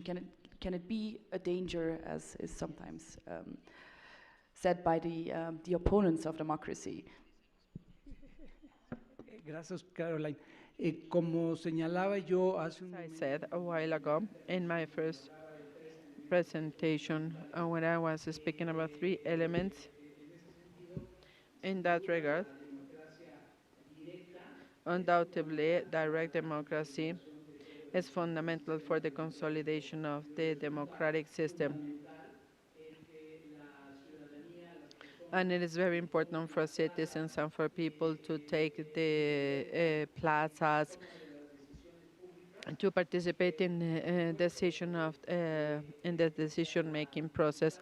And despite of the difficulty of participation in these instruments in Mexico City, we have organized something such as a plebiscite in the year 2002. Participation in these instruments is not the one we want, but we need to look for a way.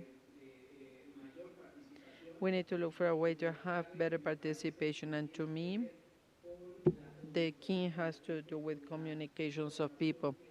It has to do with the information that our authorities give. It also has to do with access given to who is promoting the instrument and all the people who have to intervene in order to increase participation. Because as I have said before, at this moment, it is very, very important to make citizens participate. This is what matters the most.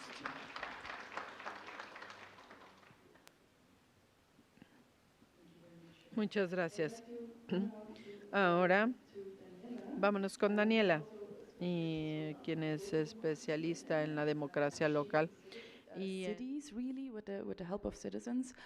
And so Bernardo said, you know, difficulty is getting the right information. And so you were talking about this horizontal subsidiarity and these partnerships. Could you explain a little bit more how these partnerships help inform citizens to participate better? Yeah, thank you for this question. So the architecture is that we have this principle of horizontal subsidiarity, saying what I said before, and this is very, you know, strictly connected with the issue of alliances. But alliances, as we know, can be vertical or horizontal, and this, I think, is the jump in the new era of participation. Because I think that most of us know the so-called ladder of citizen participation designed by Sherry Arnstein half a century ago. So the question is, okay, participation is a good idea if it's not manipulation and it is not only information, etc. So what's the difference between now and 50 years ago? And Sherry Arnstein, for Sherry Arnstein, the top of this ladder of citizen participation was power to the people, exactly as John Lennon singing, etc. But the example was the black community in the Bronx allowed to use a budget to regenerate public spaces, okay?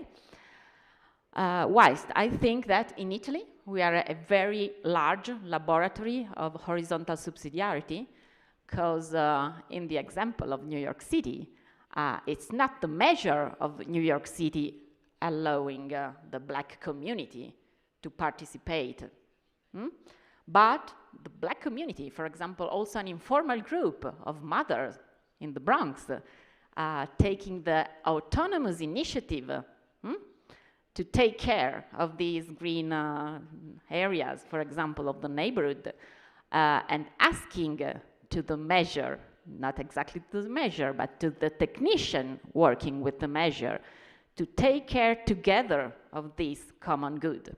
And this is a big difference, because we normally speak about participation as involvement of people, but people have got enormous capacities, and you have only to ask people in the Italian model, designed by the Laboratory for Subsidiarity. You only have to say to the measure, just to make one very open answer to your citizens. And the answer is, would you like to contribute to take care of common goods? And this is a very open question.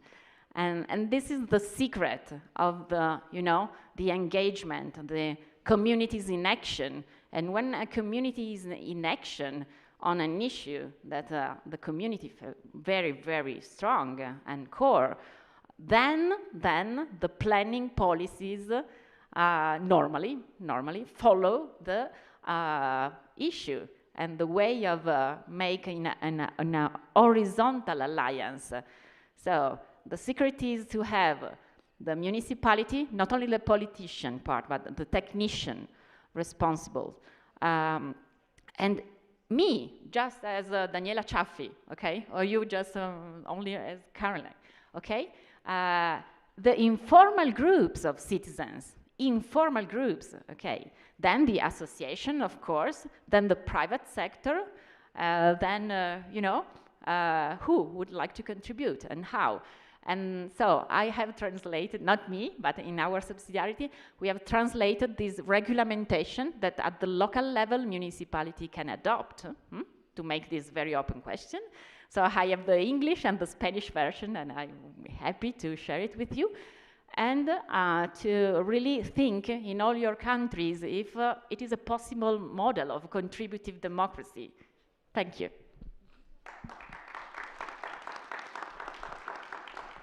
Thank you. And when we're talking about autonomous initiatives and these sort of bottom-up movements to save the common goods, you spoke now about a local example, but I have to think about a global example. I think about climate change. Climate change is obviously one of the big challenges that we face as humanity in the coming years and that we have faced. So I would go to our climate change expert all the way on the other side and ask him, can citizens be trusted to save the climate? I would go further than that, more than trust. To my mind, it's the only way. I see such a big challenge in climate change, and I'm a little bit between two chairs always sitting. It means talking to politicians and reality and realistic arguments. And on the same side, I'm in strong contact with IPCC scientists, etc. And what they are telling me is we have a reduction curve like that. It means 10, 15% each year. And a carbon budget for maybe 10 or 15 years. And on the realistic side, you have cars on the street, you have factories running, etc. So this dramatic change of the whole society, to my mind, can only be decided by the people themselves. So we have to explain them how dangerous the situation is really, so that they can understand it, and to discuss the solutions with them. Carbon pricing, forbidding internal combustion engines, etc., etc. All the heavy instruments and hard decisions. We have to discuss it with the people, and only then it is, to my mind, available to reach 1.5 degrees Celsius to limit global warming.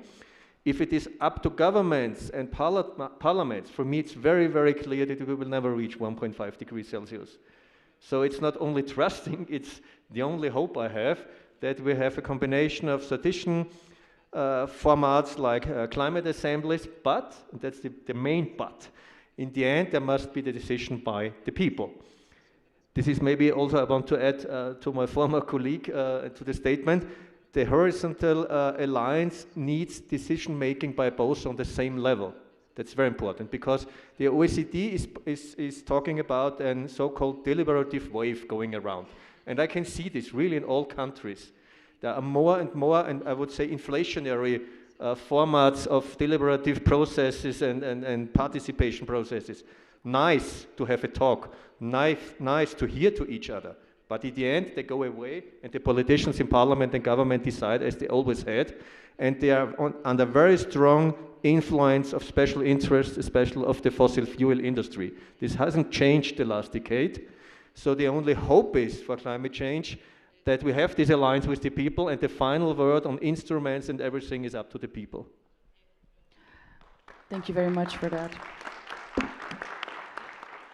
I would like to go now to our UN independent expert, because when we talk about the global level, when we talk about climate change, we talk about decision making at the UN level, at the global level. And so I would like to ask you specifically, are there opportunities for citizens to get involved on a global level in decision making? Is this something that we will see in the future? Is this something that is possible? Sounds exciting. One thing we need to bear in mind is that there's been a lot of information generated, best practices generated across the world.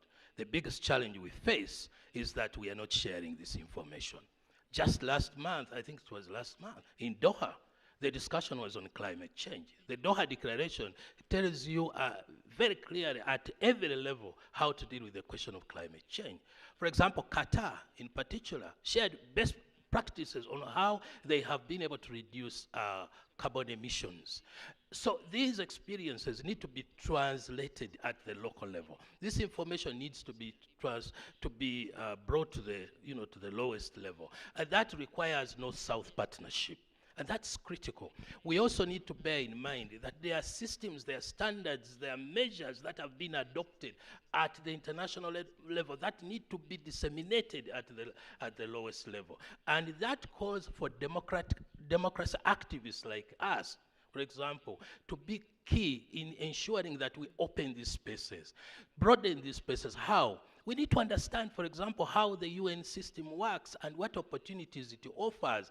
For example, some of the societies we are talking about are closed. We may be talking about enhancing participation. Some societies cannot participate. They are under military dictatorship. When you talk about values, standards, it doesn't mean anything to that person. So what do you need? We need to open up these societies. And how do we do that? For example, the special procedures mechanism to which I belong is one mechanism through which you can open spaces by calling for invitation to a particular country of special rapporteurs and independent experts to dialogue with the governments on how best to transform these standards to the advantage of the local people. So we need to customize this information. We need to break the barriers. We need to simplify the messages.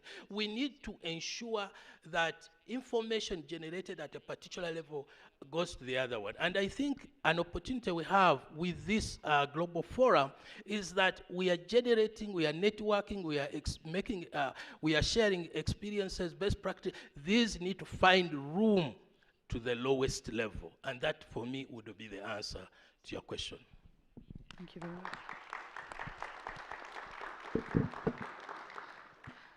I would like to move then to Martin Faz, because we are here in the National Electoral Institute, an institution that has a lot of experience also working together with citizens and making sure that this information finds its way to citizens. So my question to you would be, how does this interplay between institutions and citizens work? How do we make sure that we have well-informed citizens? How do we make sure that citizens are enabled to participate in democracy in the best way possible?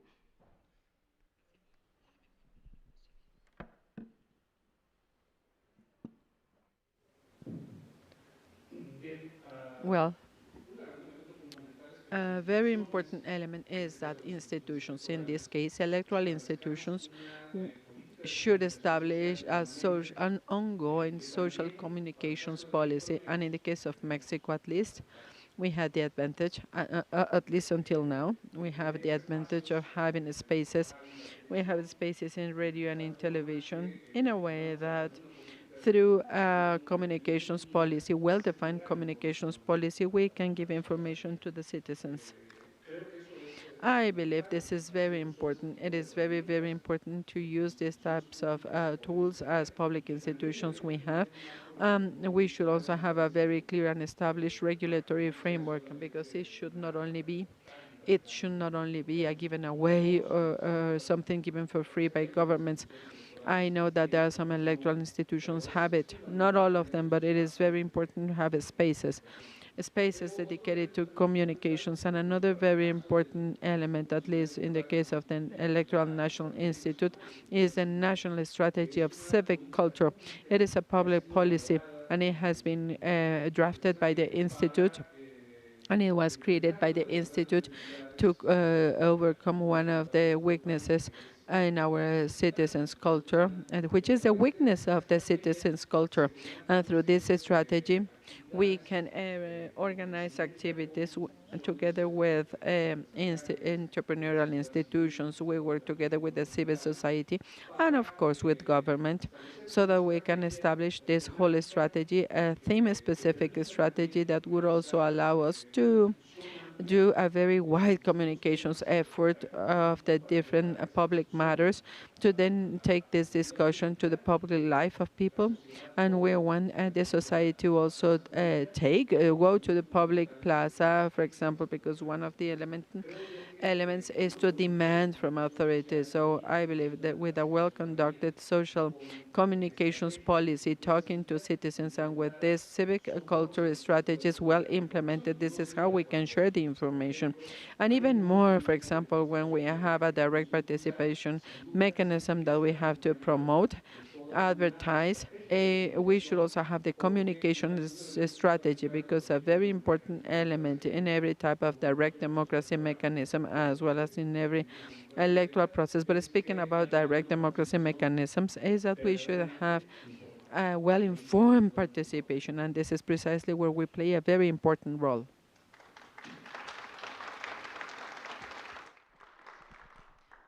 And we are running out of time, so I'm going to ask my final question, and it's the same for all of you. So we've talked now for 4 days. You've spoken with people from all over the world.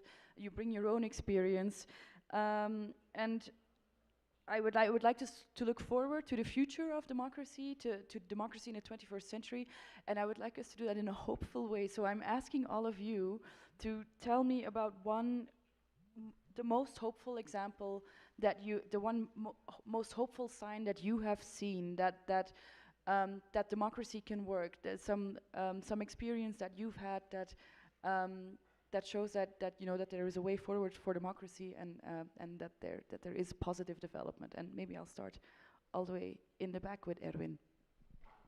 Okay, again, as always with climate, because what I said before was the reason when I came back from Ireland, I wanted to have a citizens' assembly on climate issues in Austria, because it was also in Ireland, and to combine it with a referendum, like it was in Canada before, on electoral reforms, etc. And in Oregon, I know all those examples.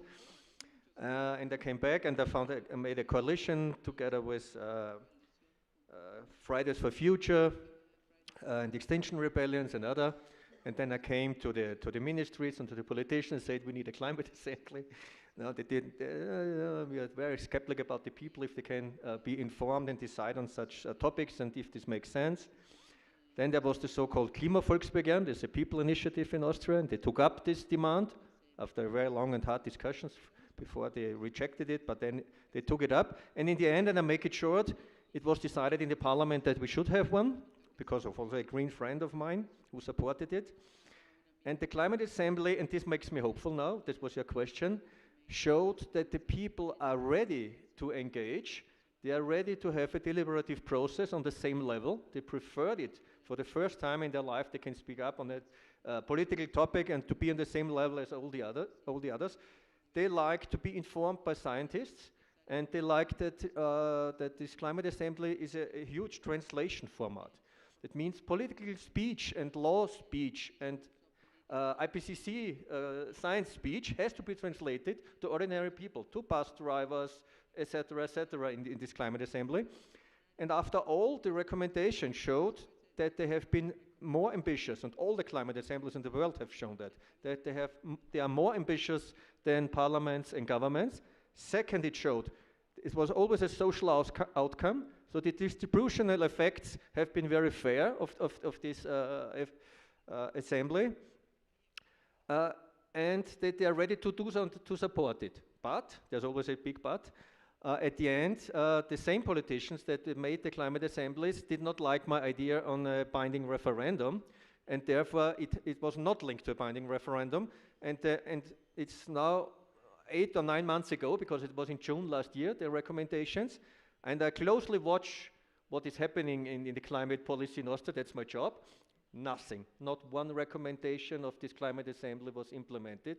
So not 1 kilogram of CO2 has changed just because of this climate assembly. So there has to be, again, this link to a binding referendum. Thank you.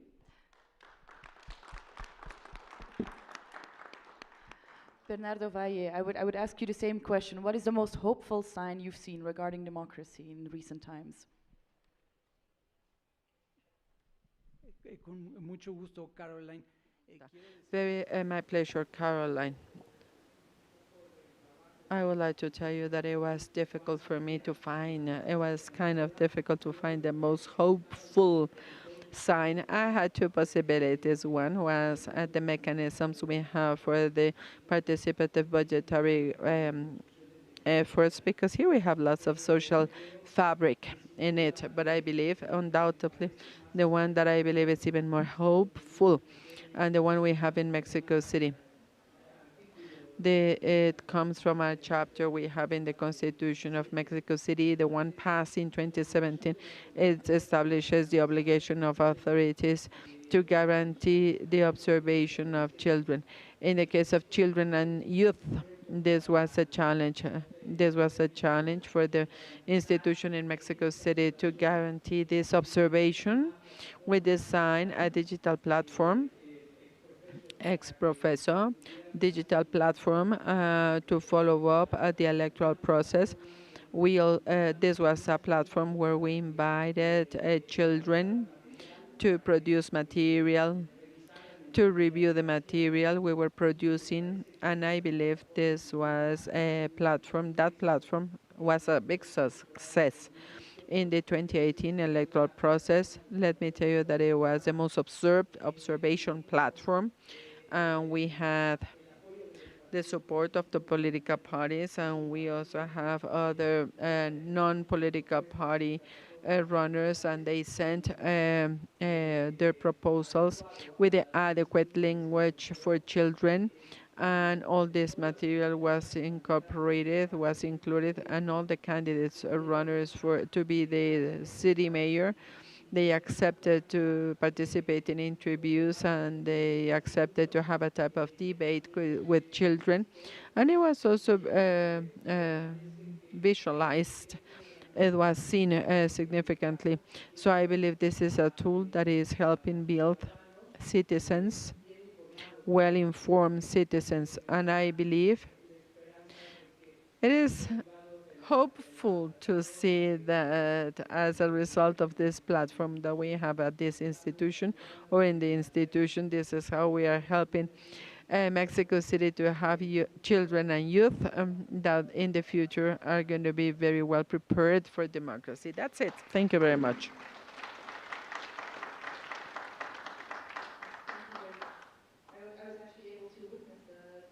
Pude ver ese voto a principios de este año. See the children participate in this project here in Mexico City.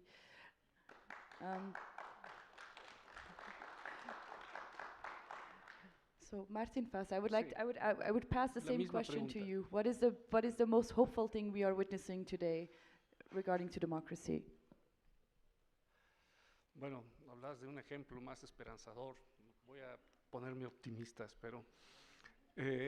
Bueno, yo diría que un ejemplo esperanzador de que la democracia funciona es que sí puede la democracy works is that democracy can actually dismantle authoritarian systems, and I believe the Mexican example is one. In other words, in the last 3 decades, we've seen that with the creation of a legal framework of electoral institutions, it was possible to come out of a model authoritarian system, very specific, very particular one, because it was not a dictatorship as such. But we all know the name given to this mechanism, the perfect dictatorship. But yes, it is possible. When a regulatory framework is created, when institutions are created through democracy, it is possible to dismantle authoritarian systems. And this is hopeful. We have to, however, we need to know how to limit our hope, because it could also be reversible, and it could be reversed through democratic mechanisms. Since you ask for a hopeful case, I will tell you that it is, with democracy, it is possible to dismantle democratic systems. But we know we could also have steps back, but we need to bet on this actual possibility. And I do trust, I am certain that democracy could continue, might continue, as long as authoritarian systems are dismantled, and not to allow them to be back. And it will be possible as long as we empower citizens, and direct democracy mechanisms are fundamental for this. Thank you very much for that. Casey, go ahead. Wonderful, and I think I'll just tag right on to the end of what my colleague was saying. When people are given the time, the resources, and the delegated political responsibility to solve our most difficult issues, they step up. But we need systems to support this at a foundational level. And ideally, we need those to be permanent fixtures of our democratic institutions. We are particularly inspired right now at Healthy Democracy by city-level examples. We've just finished one of the biggest, or one of the most innovative lottery-selected assemblies in the US, and it was in a town of only 60,000 people. But cities and regions can do as much, to speak to Livingstone's point, cities and regions can do as much, or maybe even more, because they often come with more flexibility and innovation and more feasibility for structural change.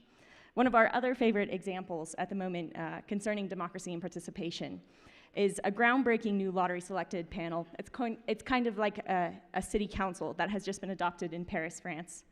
It has the power to entirely define its own agenda, to commission additional lottery-selected assemblies to do work on its behalf, and then to take those bills directly to the city council itself.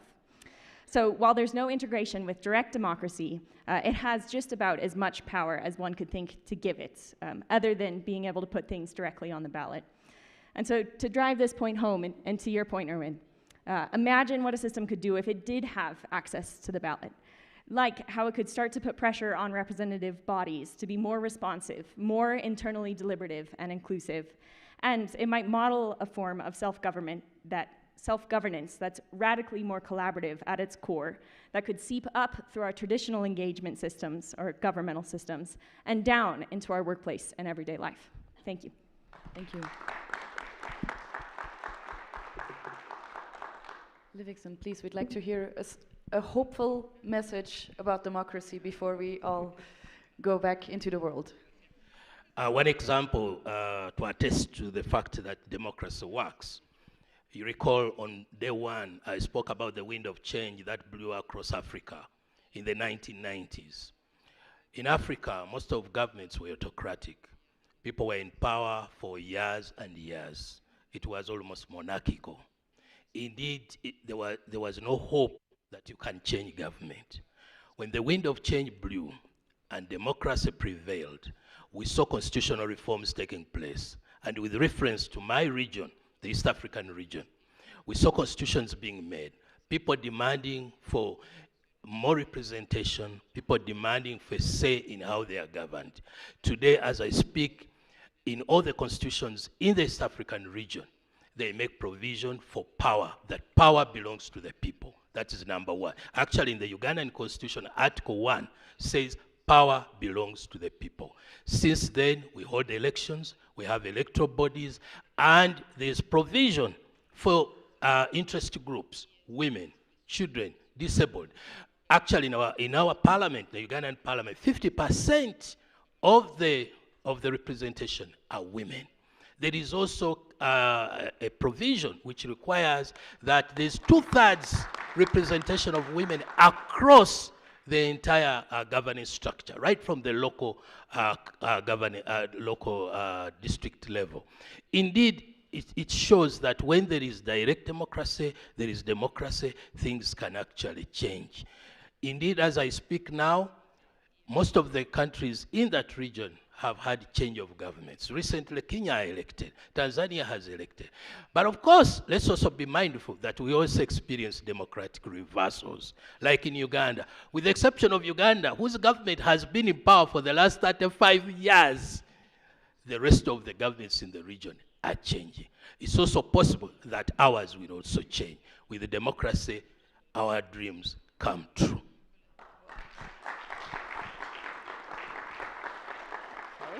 Thank you very much. It's difficult to speak after you. You can do it. I try to. Okay, so I think that also in these days, the effort is really to think and active listening other ideas. I think that everybody is obsessed by his, keywords. I'm obsessed by horizontal subsidiarity, for example. And the effort we have to do, because we are very lucky, but we also have to be accountable to our work team and communities, etc., and countries, I think, is to build a bridge. I think that we have to become, active listening examples. And in this direction, for example, I think that in Italy, in 2011, we got a referendum, very interesting, because it was about the water, not as a public service, but as a common good. And this is a very, very strong bridge that I think that with people interested in direct democracy, we can really work on. And another bridge is with all these people working on participatory budgeting, because in Italy we can see that after a cycle of participatory budgeting, there is the problem of who manage this neighborhood area or other issues. And then comes the pact of collaboration, okay, to build this horizontal alliance to co-manage, always open to other people that would like to join. I give you a last very direct example of the difference between public services and common goods. Think to a school. A school as a public service, open to 8 and in Italy close to 4 p.m. But many schools in Italy now open at 4 p.m. and stay open until 10 p.m. in the evening, becoming common goods. So open to all these activities and agreements that the school as public service can do with people active in the neighborhood. So please, after today, think always to when a public service is and stay public services, and when it is moving in the direction of common goods, open to all, etc. So I think that we are really recognizing more and more, also in these days, speaking with you, and thank you for these dialogues, in an era of hybridization of public services. And I think it's okay. It will be very difficult, but I trust in our capacities. Thank you. Thank you. So thank you all very much for these very interesting inputs and for helping us wrap up this forum and all of these different topics. I have learned that the future of democracy is green, it is young, it is empowered citizens, it's inclusive, and it means that democracy is a common good. So thank you very much for that.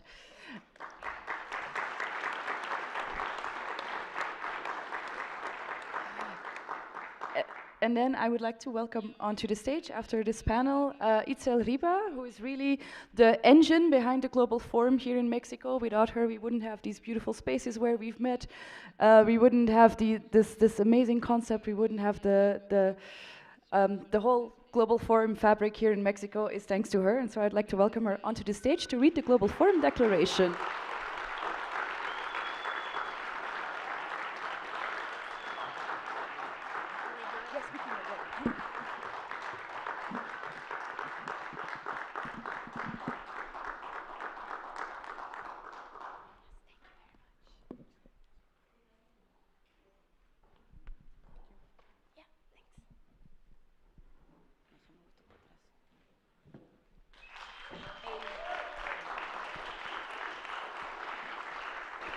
Hello. So we drafted this. It's a 2-page declarations reading. It's open for any suggestions that you may want to add afterwards. You can send them to us. We can make this a bit more brief and dynamic. So here it is. If I mess up something in English, I'm sorry. But we're trying our best. This is a concluding statement of the 11th Global Forum on Modern Direct Democracy 2023, held this week in Mexico, which was drafted by the event hosts. As in every edition of the Global Forum, a summary of the discussions is presented and our shared intentions as a community part of this great event are declared. Just last Sunday, many of you witnessed a massive protest in the largest city in the Western Hemisphere, which is part of a fervor about the role and form that electoral institutions should have in Mexico City, Mexico in general. The former accounts of the importance of citizen involvement in discussions about public space, citizen participation, and democratic institutions. People from over 60 countries from all continents have gathered this week in Mexico City, Guadalajara, and Mérida to share experiences, knowledge, and ideas with people who are very different from us, but who share the conviction to strengthen democracy in the world. We cannot deny the democratic erosion that the world is experiencing at this moment. However, there are also increasingly more processes that seek to bring citizens closer to everyday decision-making. This forum allows us to see the great differences between the challenges of African, American, European, North American, and Latin American democracies. How fascinating the difference between the Lucerne Forum and this one, huh? The different forms of democracy in the world can be inspirational and learning references for others. However, each of them must find its own way, achieving common objectives without leaving aside the particularities that enrich us. The foray into these types of mechanisms and tools bring with it lessons and learnings, sometimes costly, but always of great value to continue building and strengthening the power of citizenship. We consider it essential that the beginning of these exercises in Mexico and the rest of Latin America, as well as other emerging democracies, be well directed in the face of the risk of being hijacked to promote partisan agendas and leaders with authoritarian tendencies, thus distorting the spirit of direct democracy and undermining people's participation. In a region where we find the greatest inequalities in the world, democratic exercises provide a level playing field for the voices of all people to be heard, both at the international and transnational levels, as well as the local ones. In particular, direct democracy promotes a scenario in which people's participation is proactive and not just reactive to what the spheres of power decide. Today, more than ever, the discussion of how direct democracy is related to representative democracies in the world is relevant. What should we do when our representative democracies sometimes do everything but represent the everyday people who live in our countries? Liberal democracy is a system that, to a large extent, was built before phenomena such as globalization, misinformation through social networks, social media, among others. In the face of modern phenomena, we need modern institutions that contribute to empowering people, and including groups that have historically been vulnerable. Building civic culture from our different fields through collective intelligent processes and public pedagogy is a meeting point from which we all work to ensure democratic resilience. In this forum, we have differed on various points, giving space for dialogue and listening to build from our differences. But we have also agreed on many others, such as the importance of having strong, independent, and open to citizens institutions.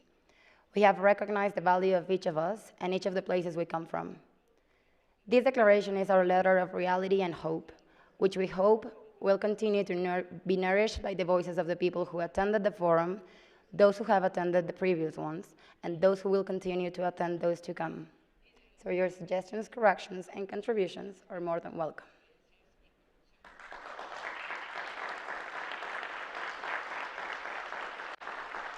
And now we're having a few of the participants of this forum giving us their highlights of their experiences during these days. I think there's like 5 people coming to, yes.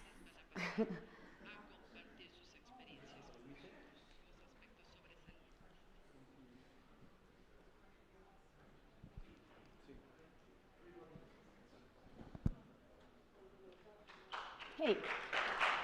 Do you want to have a seat? Well, I would stand, but if you want to sit, you can. Yeah, I would make it more like enjoyable. So first, I would like you to quickly introduce yourself and tell us a bit about your highlights in the forum. Super quick, super fun highlights.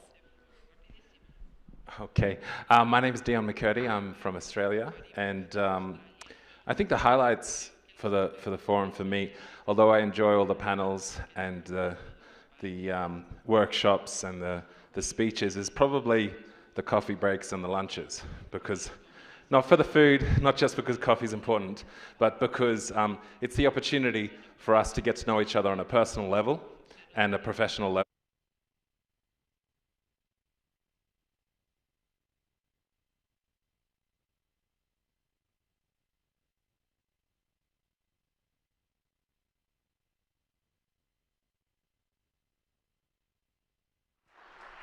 And what would you take with you from Mexico in your luggage? Well, I think I recognize to some degree the privilege of the Australian democracy, that there are some things that we do very well, and that it sort of shocks me that there's some things that I'm just so used to and that seem very basic to me are still things that need to be worked on in many countries around the world. And I suppose some resilience, some learning that you know, I've had a personal experience of not quite, let's just say, of failure in my democratic efforts, but that you know, failure is normal, failure is good, you learn from failure, and you have to keep going, and that there have been many examples of people who do not give up and do not accept failure and then achieve great success. And so I think I take that resilience with me. Thanks for a moment there. I thought you were bringing back failure and I was worried, but I'm glad it was resilience. So Casey Bull, what was your highlight of the forum? Great, thanks. Casey Bull, not Direct Democracy, that's the conference, Healthy Democracy, based in Oregon, but I'm actually lucky enough to live here in Mexico, in La Paz, Baja California Sur. My favorite thing about this conference was just making connections. I'm kind of re-entering this world after a long time and getting to hear such inspiring stories from around the world and make connections with people who are doing great work. Yeah, that's my favorite part. And if you could take something from the forum or from Mexico in your suitcase, what would it be? In my suitcase? Well, my suitcases aren't leaving Mexico, but I'll try to think ahead to the future. In my suitcase, a lot of materials. I've been gifted so many books, so many pamphlets about different ways of doing this across the world. So that's what's going to be in my suitcase. Thanks.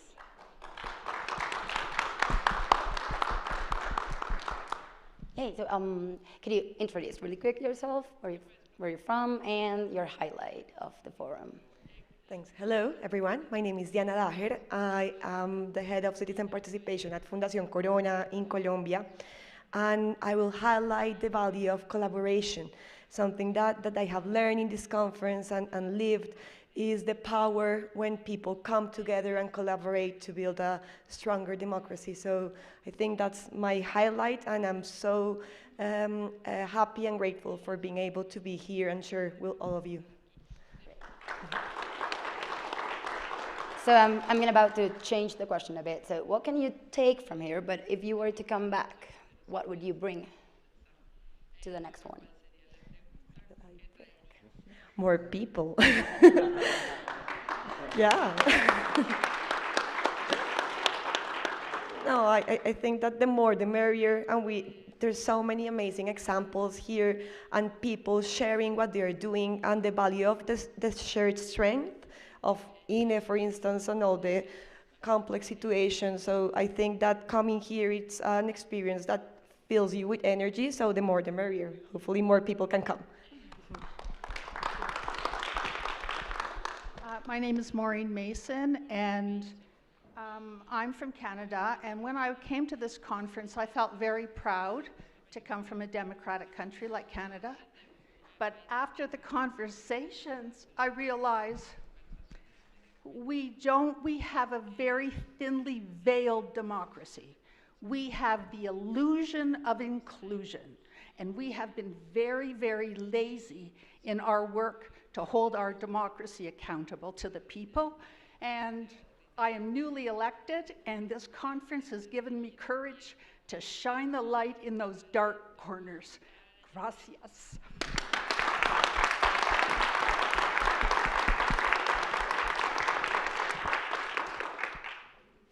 I'm Angelika Gardiner from Germany, and this is about my 10th Global Forum on Modern Direct Democracy. And one might think it's always the same. It's the same general topic, but not two of them have been alike.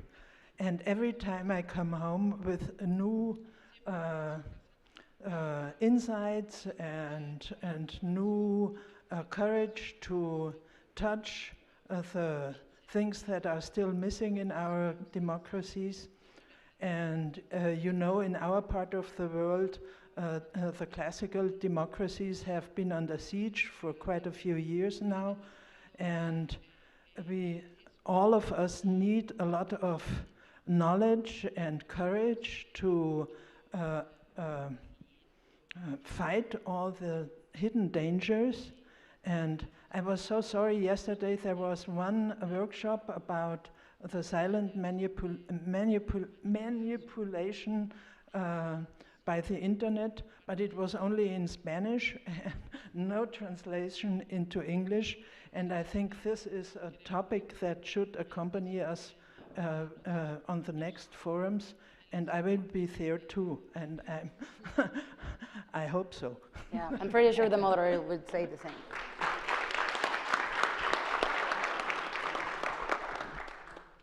Hi, my name is Alan. I'm from Mexico. And the lesson that I take is that in order for democracy to survive, in order for democracy to be vital again, a big coalition between governments, EMBs, NGOs, civil society has to be made that puts back the needs of the people in its center. We need to take back into the consideration the need of the ordinary people, and all the people need to see democracy as a tool for their everyday life.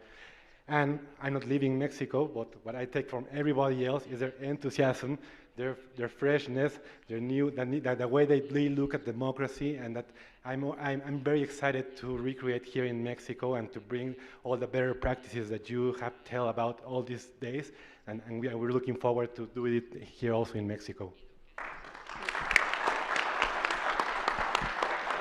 Thanks for your experiences. I know there's many more, and I hope they're all as enthusiastic and cheerful as yours. So thanks. Thanks for having come. We're really glad that everyone's here through the whole, a lot of days program and the days to come, no? So thanks. Thank you.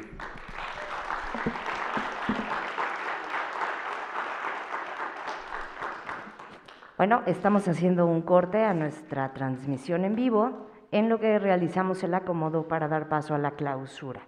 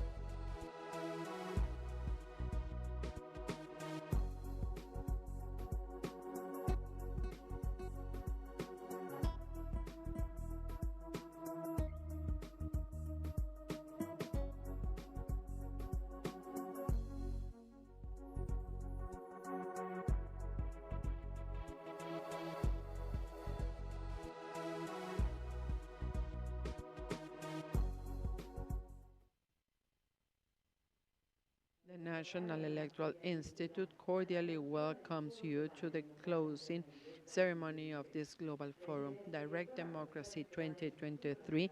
The chair is Claudia Zavala Perez, chairing this event. The co-chair of the Global Forum of Modern Direct Democracy, Bruno Kaufmann. The electoral counselor, Bernardo Valle Monroy from Mexico City. And the co-chair of the Global Forum of Modern Direct Democracy, Joe Matthews. And in order to start, we're going to give the floor over to Joe Matthews. We have the impossible task of closing this forum, which never seems to close. It just goes on and on. It's not my job to tell you, we'll be in Merida for 2 days, it's not my job to tell you where it might go after it, and you wouldn't want to give that away with your choice of clothing. You know, that would be kind of cheap. But it's going to be in a very exciting place next year, I'm told. 15 years we've been doing this, and I think this is the last one I have to really organize, right? Right, Bruno? This is the longest, and many ways the most challenging, and it's still not over of the forums. We have 2 more days in Merida, and we organize it in a very short time period. Though it is a dream of many, many years, and preparations really began 5 years ago. If you want to know who to thank, because we're not, still thanking people, take a look now at your badge, and on the other side you see, just actually some of the many institutions that made this possible. It's truly remarkable, and thank them. There are many, many beautiful ideas and stories and thoughts and very interesting data presented here, but this was a very sobering week. Lots of sobering conversations. Democracy fundamentally, in English, I think amounts to 4 words: everyday people governing themselves. And the reality of the world we're lived in is, we've seen in contributions from people who live in places as far apart as Tunis and Tegucigalpa, is that to practice democracy is to make yourself a target in this day and age. And we saw this week that even, probably the world's most distinguished electoral body, most sophisticated, and as we all experience today, very generous electoral body, can itself become a target. The good news is that, as we saw here last Sunday, and we've seen throughout this forum, people have rallied behind electoral bodies here. They've rallied behind people all over the world. We need that. We need mutual aid. We see the world when there's a great pandemic, people come from all over to help each other, to rally to find vaccines, or after an earthquake or a terrible flood or a terrible natural disaster. Maybe we need a grand mutual aid, an international Red Cross of democracy to respond. And I think if there were to be such a body, many of the people in this room would have to come together to form it. Speaking of people who give you a boost, my wife and all my 3 sons are here for the first time in my 15 years of doing these global forums. Their names,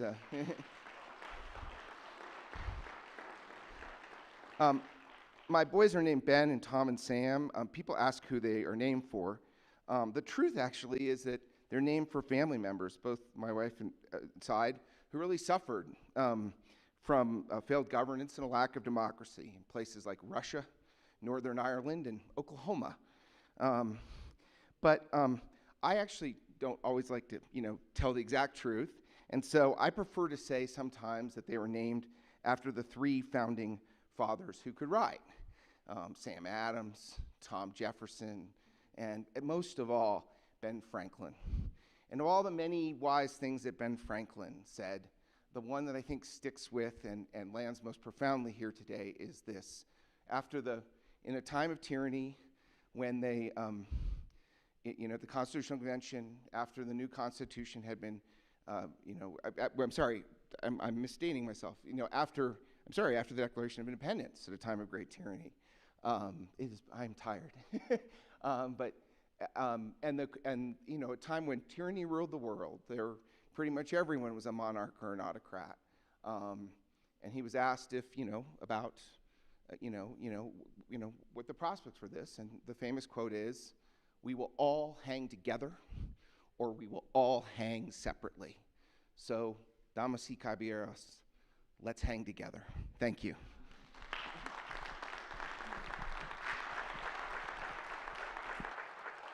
A continuación damos la palabra al consejero Bernardo Valle Monroy.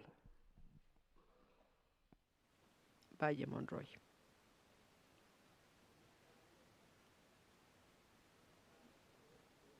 Good afternoon, everyone. Good afternoon, everyone. On behalf of the Electoral Institute of Mexico City, I would like to thank Bruno and Joy, who both co-chair the Global Forum for Thinking in Mexico and specifically in Mexico City in order to have this Global Forum. And I would like to say this was, the idea was to have it in the year 2019, and as of that date is when we started to design the strategy, how this was going to be carried out. It implied many, many hours of work. We held weekly meetings at that moment, and then we started to have daily meetings. And I also would like to say that there's no question that all the topics that have been dealt with here in Mexico City, undoubtedly the role of the direct democracy, all this is very important, and in Mexico City these are the topics being discussed, and it is very, very important to have academicians, to have researchers, to have people with very interesting experiences in different parts of the world, to have them here in Mexico to speak about all that. There is no question that their experiences and what they have contributed within this forum gives us the context to those who live here in Mexico so that we can keep strengthening our democratic system. I would like to thank the INE and Professor Zavala and Roberto Heiser and ITZEL, because they were the ones who they are the ones who made it possible, who made this global forum possible. And I also would like to thank you all the attendees in this forum. That's it. We kindly ask you to please remember to give your headsets back. This is an announcement organizers asked me to make. And now we're going to give the floor over to Bruno Kaufmann. Thank you very much. We have been here together for 4 days, but in fact this has been a process of more than 20 years, and you have already seen and heard too much of Joe and me in these years. So I want to give briefly the word to a colleague which we already 20 years ago started the idea of a global forum. It wasn't called the Global Forum, it was the World Conference on Direct Democracy. And we planned that the first time in 2007 in Lucerne, Switzerland. And then after 15 years we managed, or 16 years we managed to do that. And my friend who was been around and working with me for all these years, he became the ITZEL of Lucerne. That's Adrian Schmid. Please, up on the floor.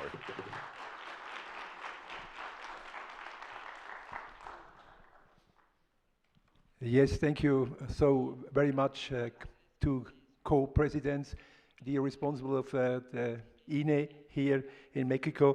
This was a really great moment, and I would like to elaborate for this important work everybody you've done here. I think give them a hand. This is an applause of first for all of them what they've done here.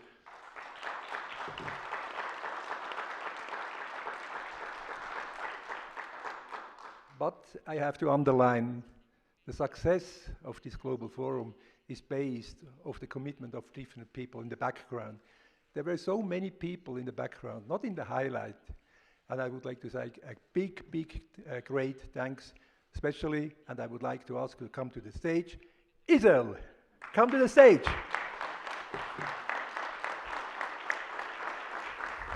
Please. And of course, Caroline.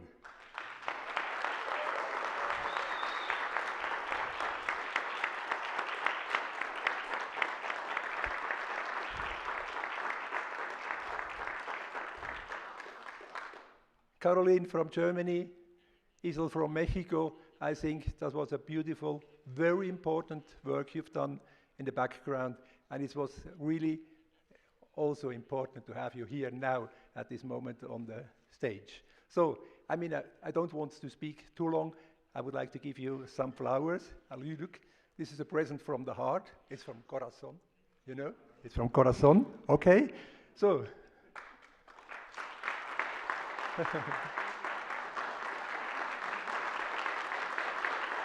I go first to Isel. Thank you.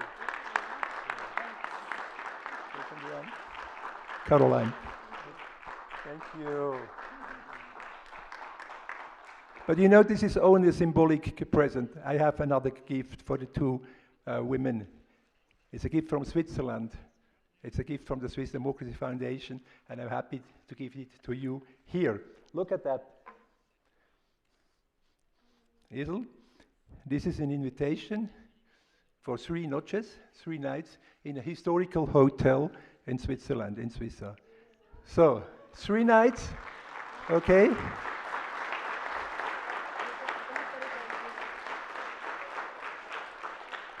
And of course, you know, I took 2 different colors, not to make a mistake. This is the voucher for Caroline. It's also 3 noches, 3 nights, in a historical hotel in Switzerland.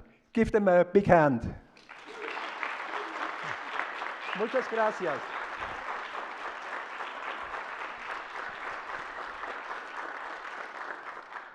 But last not least, I would like to thank very much to our partner, the Democracy International, members of the board, of the people they worked in the background. Andreas Müller, I please you to stand up. All the people worked there.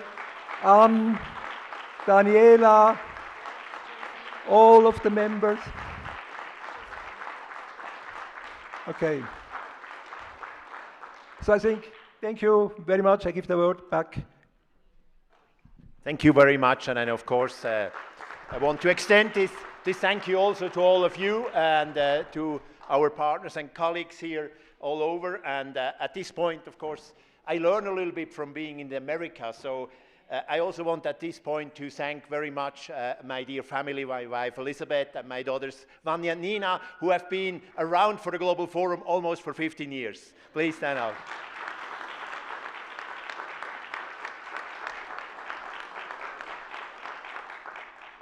Wouldn't have been possible without your participation. So, we are in a situation where democracy as a form of government has become under attack. The more our community of people, organizations, and institutions has grown, have become stronger, better informed, and better equipped. So the question is, why are the foundations of democracy so much under attack? And I would say there are 2 answers. One answer is that we are still too weak. Our democracies are still too exclusive. They are too elitist.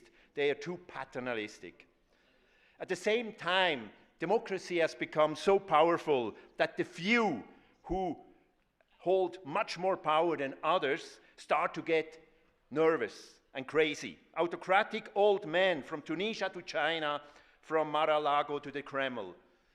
I would just want to say, their time is about to end. Our hours are about to come. Viva la democracia. Gracias.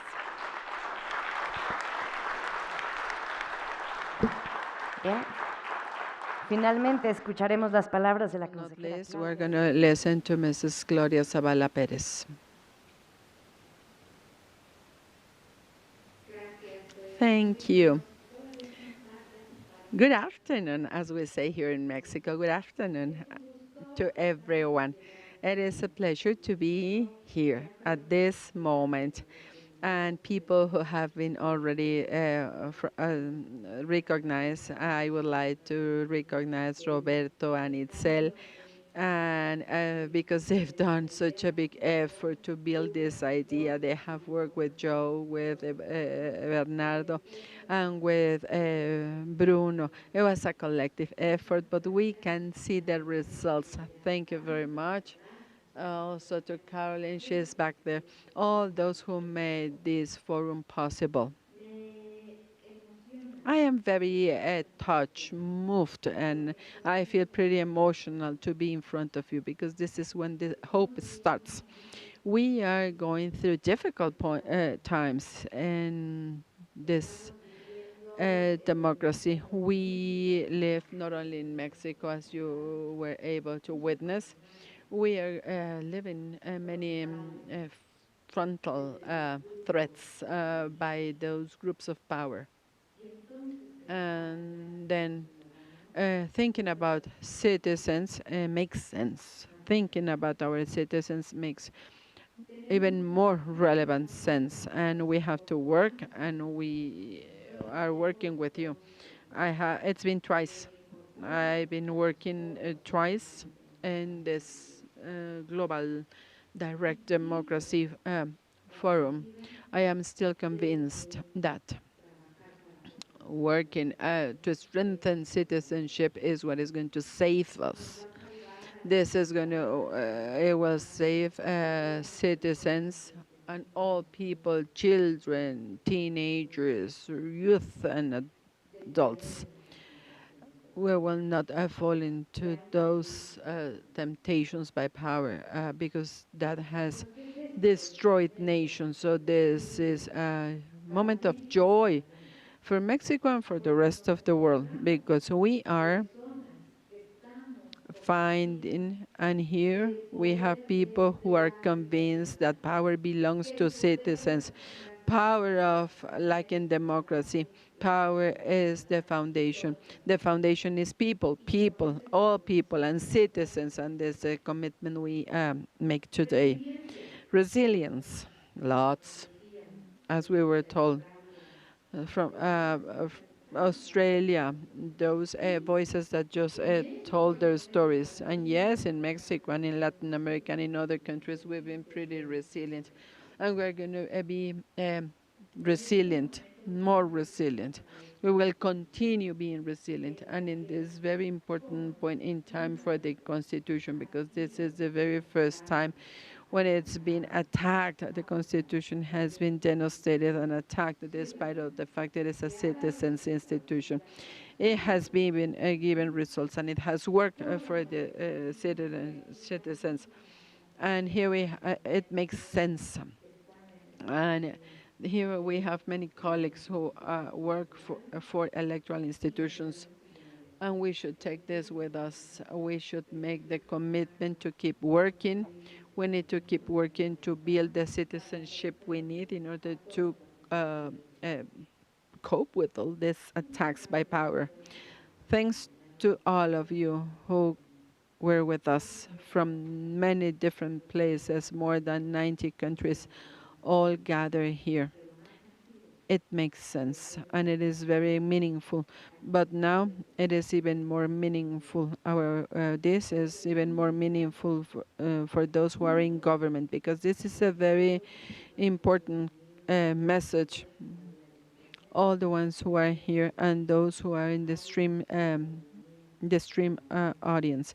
There are citizens for many more things, and we're going to keep building our citizenship so that we can exercise our power. And this is what I take with me from this forum. Thank you very much.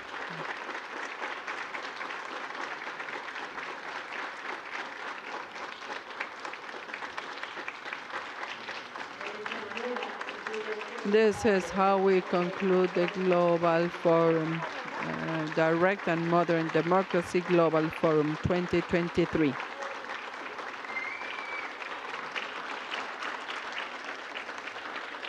We kindly ask you to please give your headsets back and get your IDs back, which is even more important.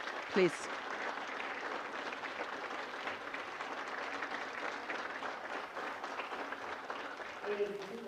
The National Electoral Institute thanks members of this table of honor and those who were with us in the different venues and those who are in the stream for their attendance. We kindly ask you to please remember to stay please in your seat.